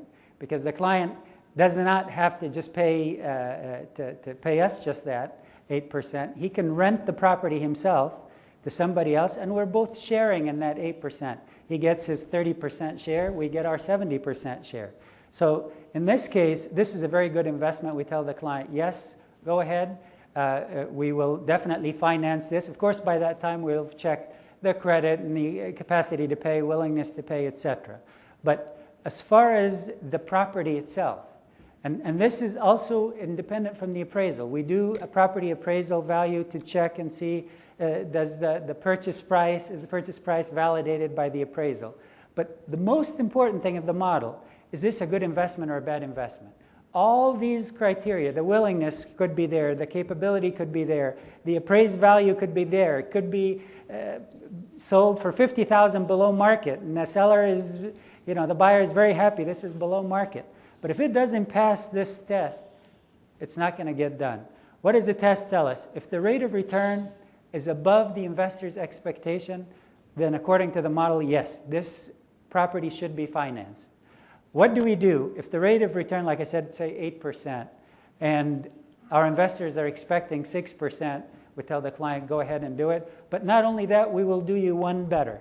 Instead of the rate of $1,000 that we had agreed upon, we are happy to lower the rate to say the rent to say 8% or $750 or $800, whatever amount that will bring us close to the investor's expectations. Why do we do that? In order to make whatever you pay comparable to what the conventional banks are charging, what your neighbor is paying essentially. So you're taking benefit of the model, but you're not paying a premium, if you will, to have a faith-based model or a socially responsible model. We endeavor to provide you a comparably priced model. The opposite of that case happens, which Dr. Rahman mentioned earlier, and that'll be case 2. If the rate of return, that internal rate of return that's generated, let's say is 3% or 4%, that tells us that this is not a good property to invest in. Why would you invest in a property that generates, look at it as an investment? Why would you invest in something that will only generate 3 or 4% if everybody else is expecting 6%? It doesn't make sense. So we go to the client and we tell them, I'm sorry, we cannot proceed on this transaction. This is not a good property to invest in. Now, there may be ancillary reasons for the client to continue to proceed, even though this is the case. There could be intangible reasons. It could be the client is looking at the long-term appreciation of the property rather than just the rental value, which we're looking at. Our investment horizon is the financing term, is the 30 years or 10 years or 20 years, whatever we agree on. I hope I'm not going too fast. I'll allow time for questions. The third option that happens, and this is really interesting, if the rate of return that's generated is just slightly below the investor's expectations, we go back to the client and we say, you know what, this property, we believe it's slightly overpriced. We believe if you go back and negotiate with your seller, and we can calculate the magnitude, if you can negotiate maybe $2,000 to $3,000 of this price, that would make this property a good investment and a proper investment. And actually, we've been successful in achieving that on a few occasions. So, again, determination, is the investment acceptable or not, is compared to the investor's expectations. Okay? Let us look at a numerical example now. This is the program that I'm referring to that calculates the fixed monthly payment. It is not based on interest. These are the parameters that I put in my program to calculate what my monthly payment should be. In this particular case, we're assuming a $150,000 price, 20% down, or $30,000. A term of financing is going to be 15 years, and we're assuming that the rental value is $1,000. And that rental value, again, is based on what was negotiated from the 3 estimates that the client provided and the 3 estimates that our finance officers provided. Putting these parameters into the program, it prints out this type of an amortization schedule, and the program basically allows us to have a level payment each month. So in this particular scenario, the client would be paying $1,147 per month month 1, 2, 3, all the way up to 180. How does the 1,147, how is it calculated? The RONC, remember RONC we said return on capital. I'm even getting confused. Return on capital. That is our share of the rental value. So if the client puts 20% down, that means our share 80%. So 80% of a rental value of $1,000 is $800. So the very first month, the client will pay us $800 as our share of the rent. What happens to the other $200? The client retains. It's his share. He does not need to pay it to anybody. In addition to the $800, the client will pay $347, and this is calculated by the computer in order to be able to fully repay the transaction and fully repurchase our share within the 180-month scenario. As you notice, in month 2, it will decline. Why does it decline? Because the client paid us here, already repurchased a portion of our share. We no longer have 80% equity or share of the property. So we deserve less of the rental value. And it keeps going down. If we looked at the whole 180, it will keep declining. And at the very last month, it's minuscule. The documentation that we use, I think this is important to highlight. In order to comply with federal, state, and all regulatory disclosure laws, we use standard industry-accepted documentation. And the documentation has references to interest, but the interest that's referred in there is the internal rate of return that's calculated using our model. So we use the standard documentation, and we have to disclose, actually, by Regulation Z, etc., we have to disclose what is that implied interest rate of the transaction that you're getting into for truth in lending. So we do that. We use the internal rate of return. But we supplement the traditional documents by a LARIBA financing agreement. And we think this is very important in setting forth the relationship that we have with the client.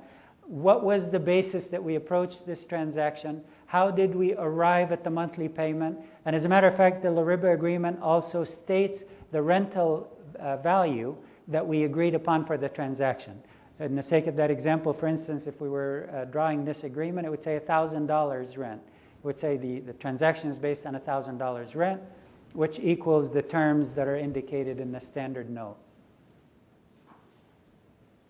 In conclusion, and I'll allow some time for question and answer, we offer a faith-based, socially responsible model of financing. The features of it and the keys to it are the rate of return is based on the market value of the property. It is not based on a predetermined interest rate. And the model allows for assessing and advising as to the attractiveness of the investment. And this is a very key feature. And lastly, it is cost competitive with the traditional riba mortgages. I just want to recognize the fact that the concept of marking to the market was developed jointly with Professor Mahmoud Al-Gamal about 2.5, 3 years ago. And it's based on a number of events, mostly important of which is the story of Bilal taking the dates to Prophet Muhammad and asking him how he did it. And he said by taking the small, low-quality dates and bartering them for large, high-quality dates. And he told him this is exactly what riba is. And of course, he proceeded to tell him the way to should have done that was to sell the low-quality, small-sized dates for gold and silver, which was the currency at that time, and take the gold and silver and buy the high-quality, large dates. This way you would not upset the markets, you would not misrepresent facts, or you would not be fooled in the market, because things have to be marked to the market. So, questions and answers. Yes, brother? Introduce yourself and affiliation so everybody will get to know you. Thank you very much. Sir, my name is Bernardo. I'm a civil engineer by degree. My job is I do inspection around the world, but I work in a non-profit organization. I do product certification. Anyway, my question is this, sir. If I have if my real estate agent call me and said, Bernie, I got a property here that you might like, because what I do is that by the way, I own 4 apartments. I rent, and then and most of the time I buy house and make some easy money pretty quickly in a year. So, okay, first is that what do I need to do after my real estate agent call me? Do I just do I ask them to contact you, or do I contact you? That one question, and then second question: is there any restriction if I have an intention to sell it again pretty quickly, say within a year, to to make money? The first question, I believe, goes to the process of what we go through. And the second question, if my notes are correct, what is the minimum investment time, if I may say it that way? Can you sell the property at any time? The second question, the easy answer is yes, you may sell at any time. There's no minimum investment period. If you want to sell a month after you've purchased it, you have full rights to do that. There are no penalties. With respect to the process, the usual way that clients come to us, typically before they even find the house, they contact us to be pre-qualified, which means they give us an idea of what they're looking for. We look at their income. We pre-qualify them for what they plan to do. We can go a step further and do pre-approval by checking the credit and checking to see if there is anything in the background of the client that would prevent them from being able to finance with us. Once the property is found, that's when our process and our model begins in earnest, and that's when we begin the rental checking, again, as I mentioned, from your side and from our side, and we proceed with the application. So generally, you can do the pre-qualification before you even fill out the application, before you find the property. Once you find the property, you can move on to the application and the rental checks. Thank you. Hey, I just want to make it clear. After you find the property, we require that you talk to us, because we want you to prove to yourself that you have done due diligence and prudence in the investment that you're just about to embark on in association with us, right? If you want to sell it, anytime you want, no prepayment penalty. Saber? Yeah, let me just add a couple of comments to this type of a transaction. I know we look at these transactions very critically, because there is a lot of times when houses get bought and sold at a very close period of time. We have some concerns in terms of how those transactions are taking place.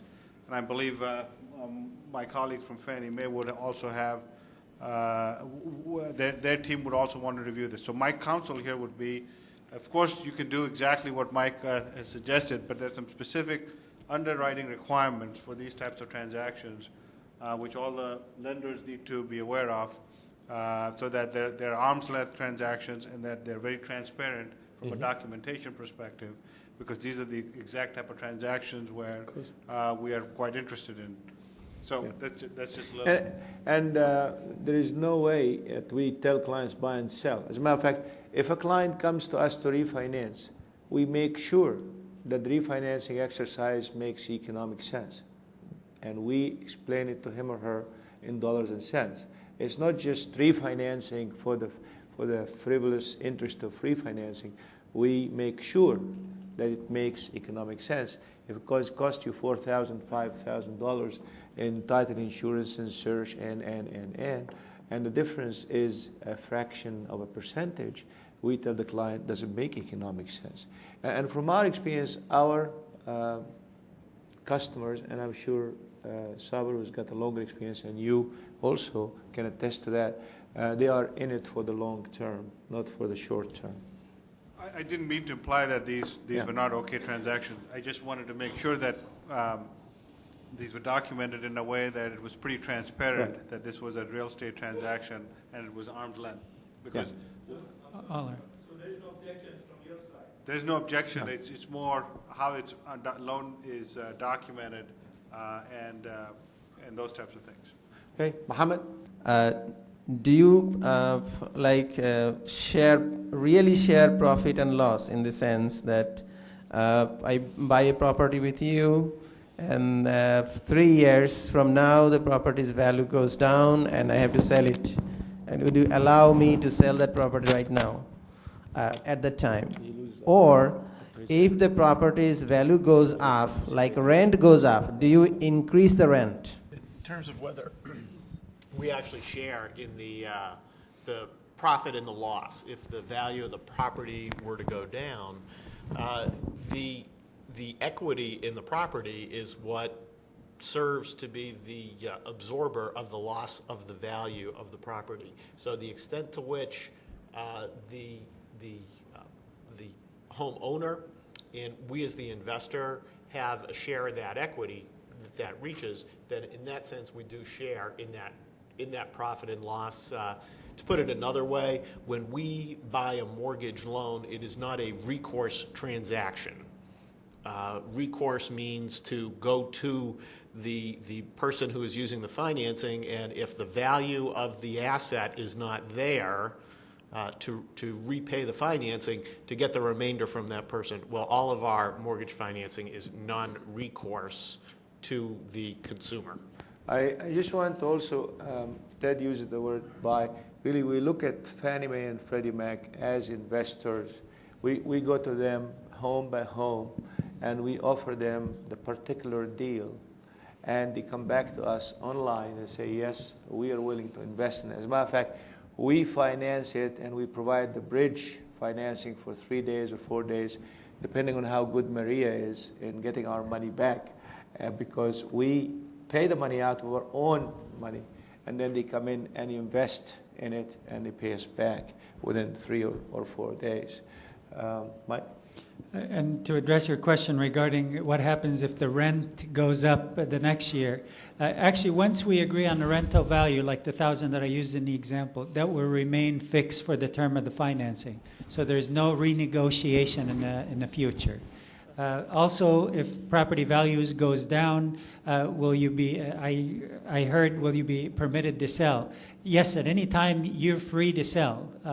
What you have to do is the amount that you've contracted for our share to buy for. That's what you need to pay. So if the property is worth $300,000, you only pay $60,000. If our share is 60. If the property is worth $50,000, you also pay the $60,000 that's remaining. I just want to make this comment, and this is the fruit of 16 years of experience. Number one, we would love to reevaluate the rent every year. They call it in the industry ARMS, which is adjustable rate mortgage, but we call it adjustable rent mortgage. So, but the problem is, comes the competition. Regardless how devout you are, the bottom line is, you will say, oh yeah, but you're more expensive. And the prevailing feeling is that Islamic products or faith-based products are very expensive. You go and buy a chicken from the halal meat store for $3 a pound, while you can buy it from Vons or Kroger for 95 cents. So the stigma of services in the community is more expensive, and we're trying to break that stigma. That's number one. We would love to participate in the profit and loss, but guess what? We did a survey because we're very, very particular and deliberate in our decisions. We did a survey of about 150 clients. 149 said, no, we do not want you to participate in the profit, because we all know that 99% of the cases people make money on home. We would love to participate in the profit and loss. So as a stopgap measure, until the community gets comfortable with the concept, we said, wonderful, we're going to agree that the participation in the profit is 0%.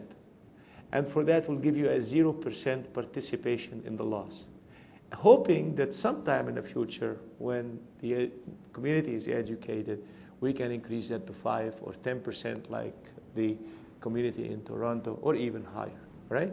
And the third and final thing is, we encourage our community members to pay off their debts as fast as possible.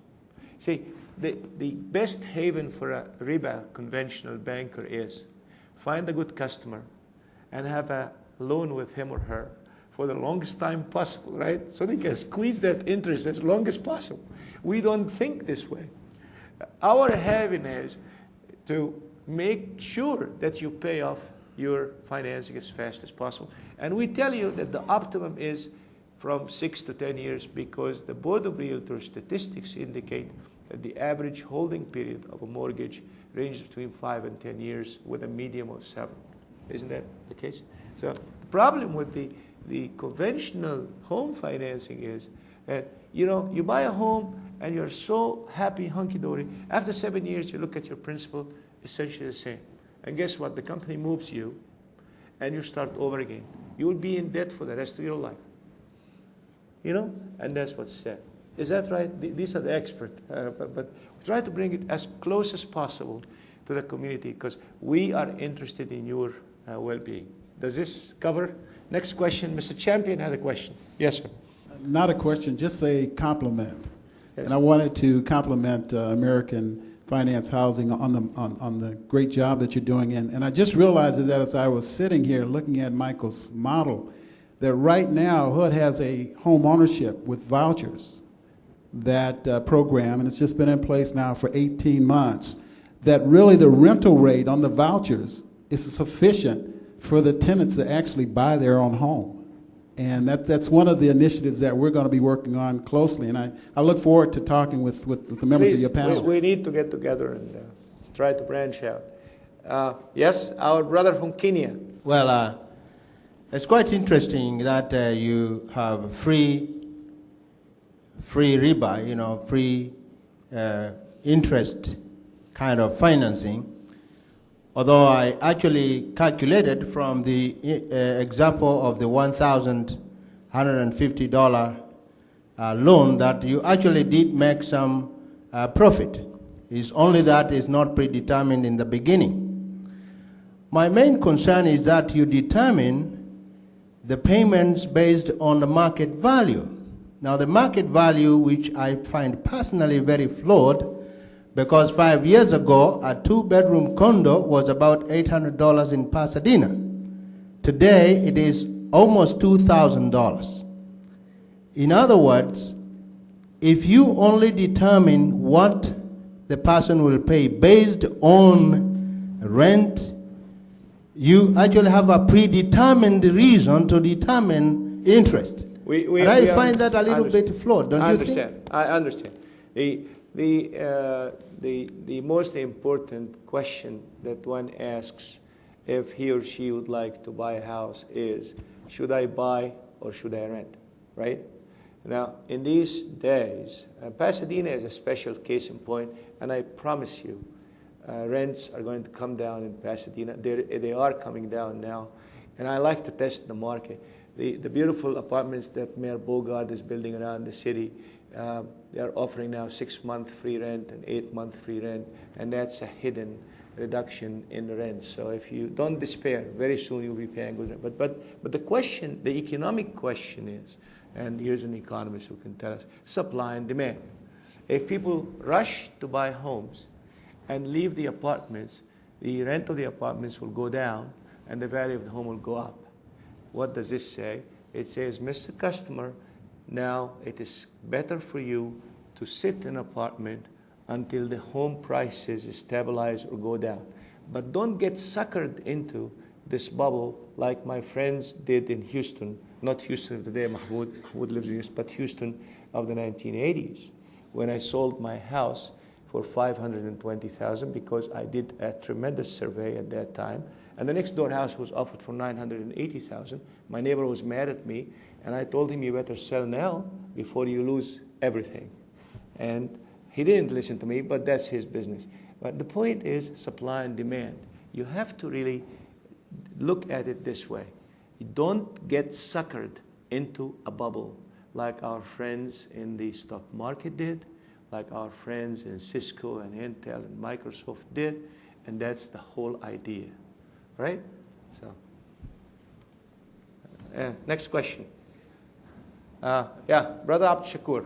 Yes, my name is Aaron Abdul Shakur. I'm a member of Masjid Al Taqwa and also a real estate. Shakur is from Masjid Al Taqwa, and he's a real estate agent. He's the director of the masjid, and it is the only masjid in the Pasadena, Altadena area, and we're very honored to have him and his wife. Thank you. Yeah.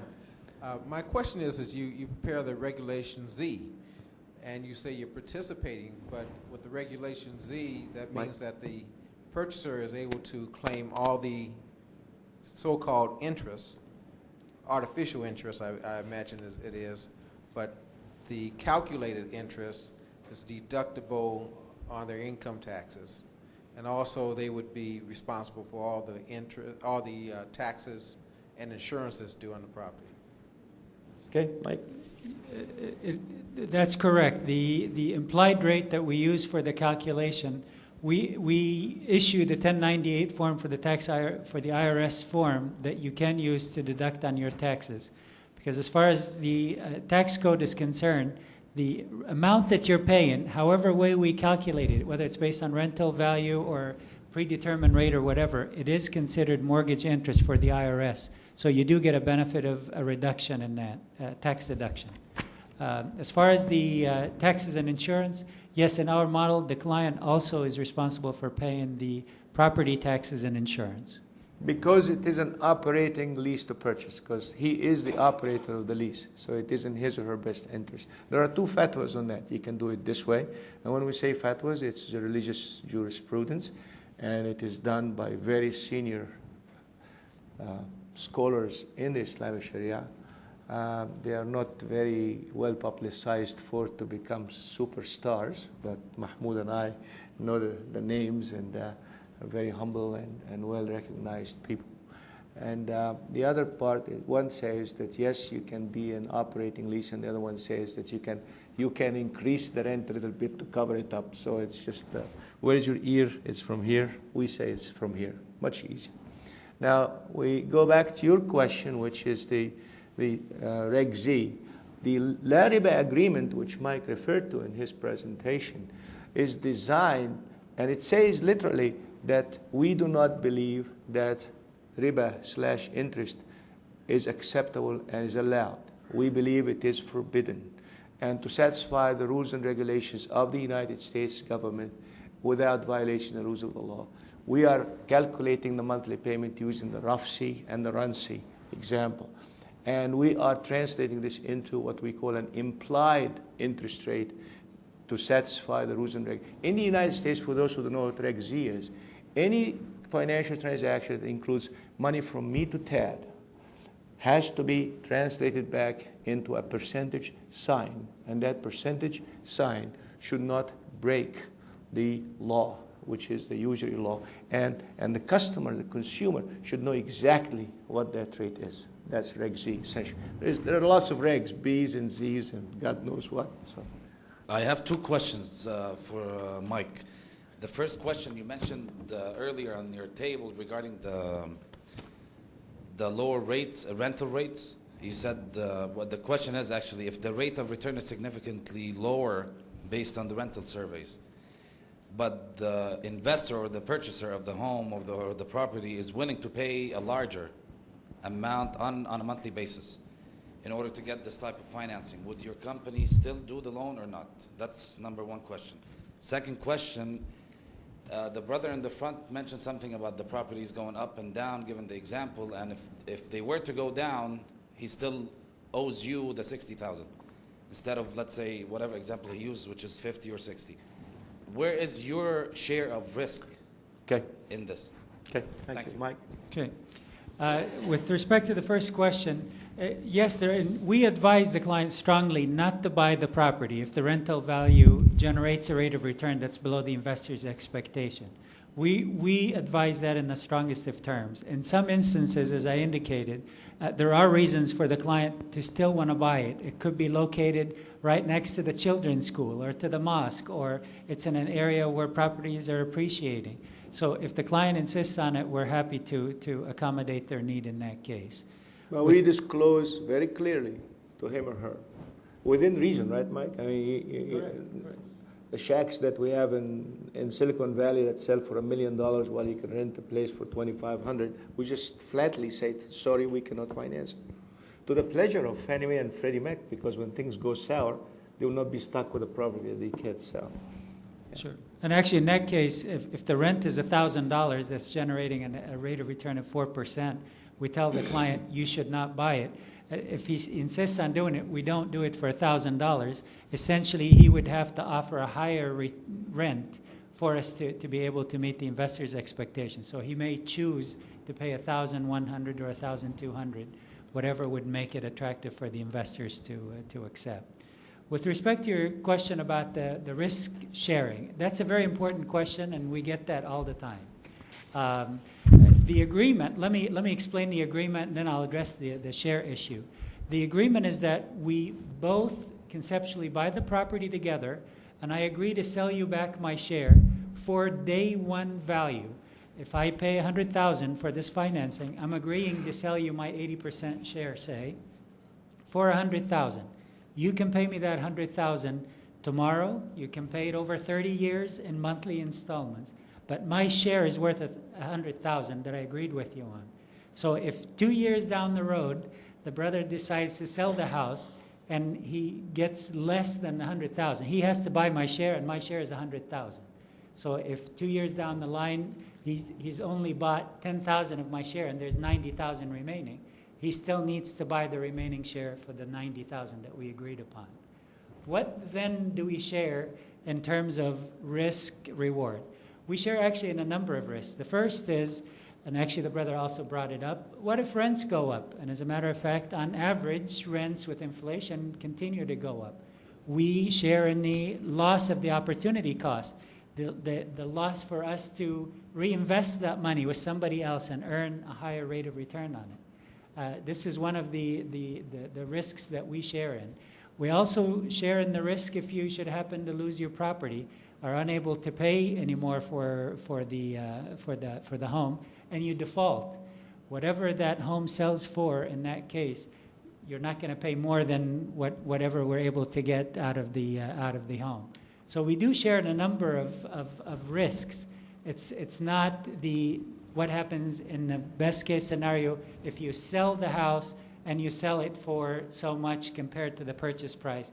Do you or do you not share?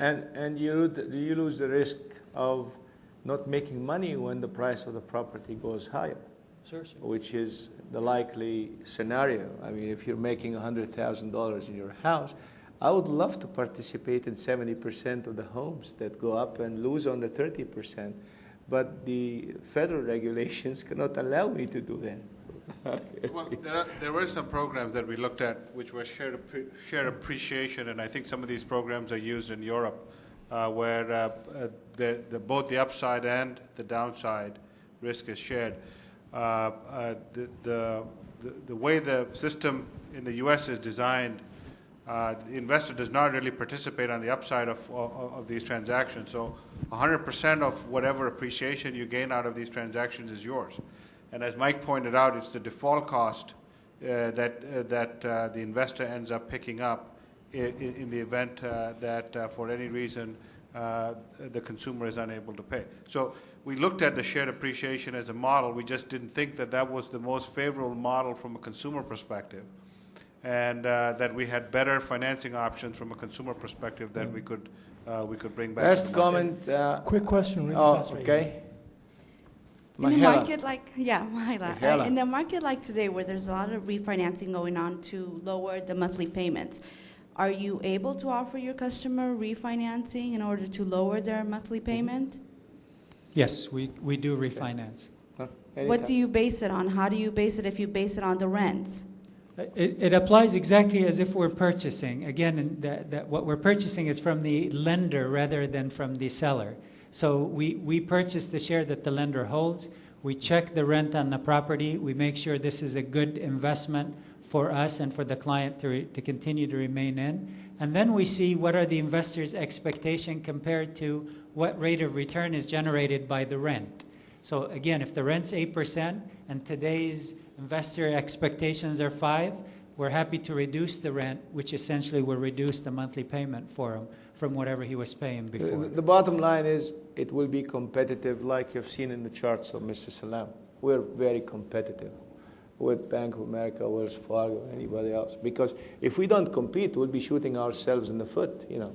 Mahmoud? This is a question for the investors, Freddie Mac and Fannie Mae. Assuming that the marking to market to the market trends is done all the time, and the trends actually fluctuate less than interest rates, you would expect that the Islamically financed homes will have a lower rate of return risk in the sense of the risk of refinancing than the conventional mortgages. And if that is the case, have you done any research to see if the risk tranches are lower and therefore you'd be willing to accept a lower rate of return on the Islamic financing ones than the regular ones? My suspicion is it will probably be a lower risk rating if you do the research. It will be, but I don't think you have a body of experience. Mahmoud, I didn't fully follow that. Are you implying?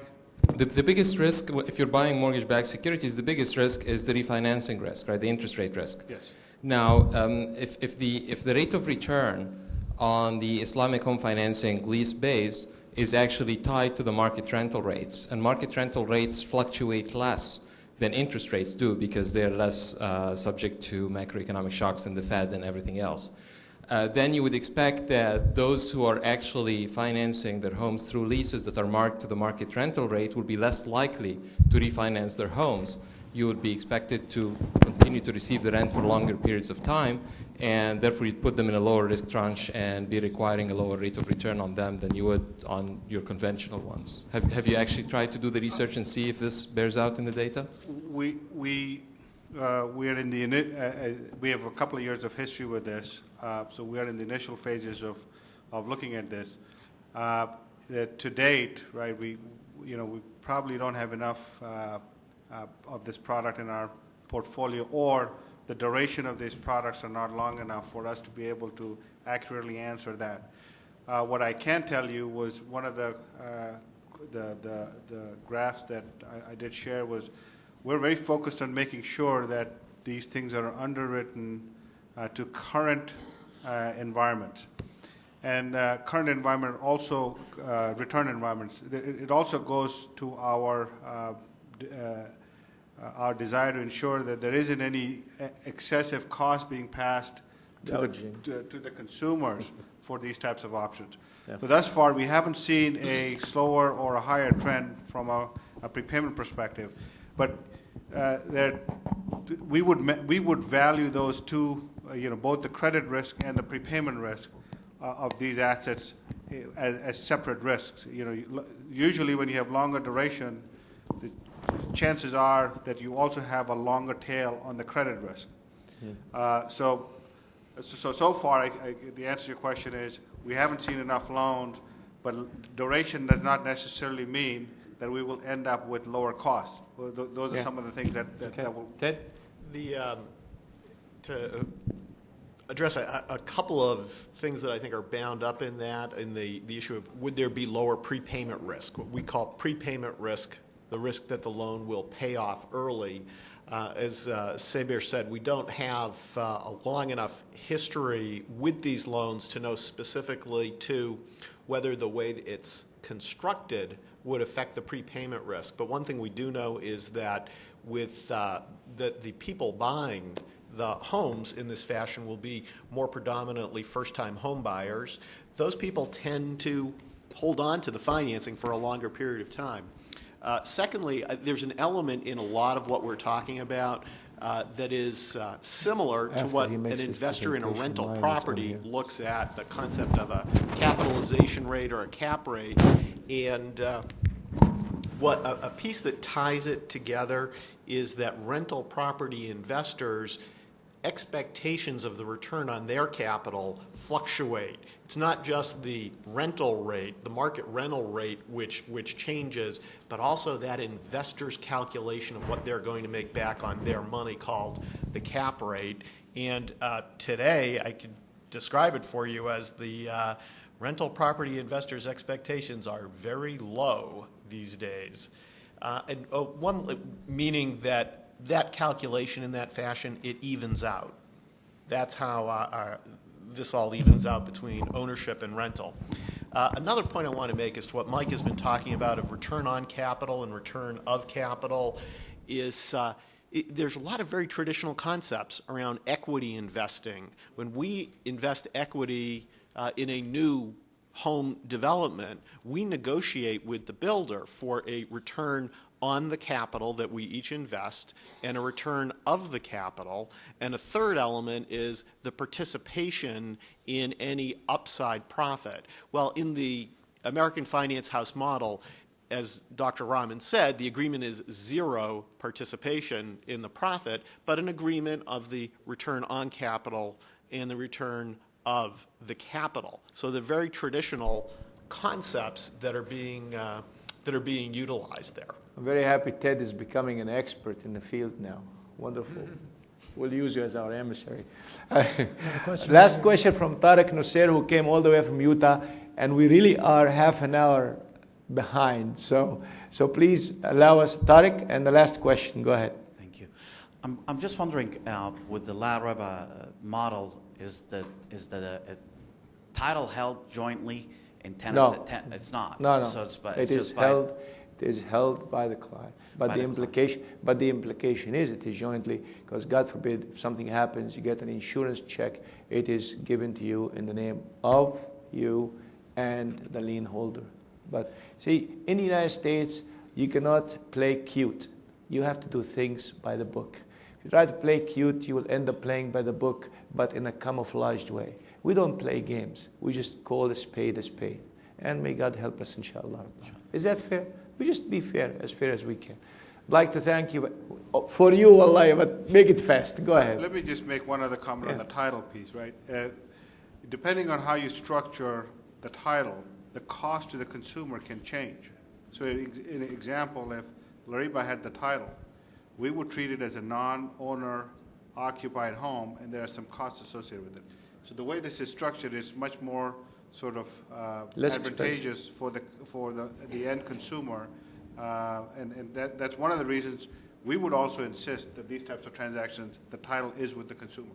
And one important thing is we at LARIBA do not do the bait and switch game. That's other Islamic institutions are doing. And without mentioning names, you know what bait and switch is. You call up the person and say, oh yeah, I'm going to rent you that thing at 5.6%. How did you know? Oh, this is what Freddie Mac's interest rate is. I say, okay, fine. And then you go on the day of signing the agreement, you discover it's going to cost you more because there is a premium for the non-owner occupied thing. You discover and discover and discover, and of course too late to back off. So we leave this to Almighty God, because I know He Almighty will take care of it. So, yes? When you determine the rental market value of subject property, and I'm wondering if that is also tied in to your pricing it to what Freddie and Fannie Mae's expectation on their investment. The expected return of the investor, right? Right. Yeah. Mike? First, we research the rents. We agree with the client on a rental value. We input the rental value in a payment calculator to see what the payment is and what the implied rate of return is, and then we compare that to the investor and see. So it's not, the rent's not based on the investor's expectations. The rent's based on the market and then compared to the investor's expectations to determine, is this a good investment or not?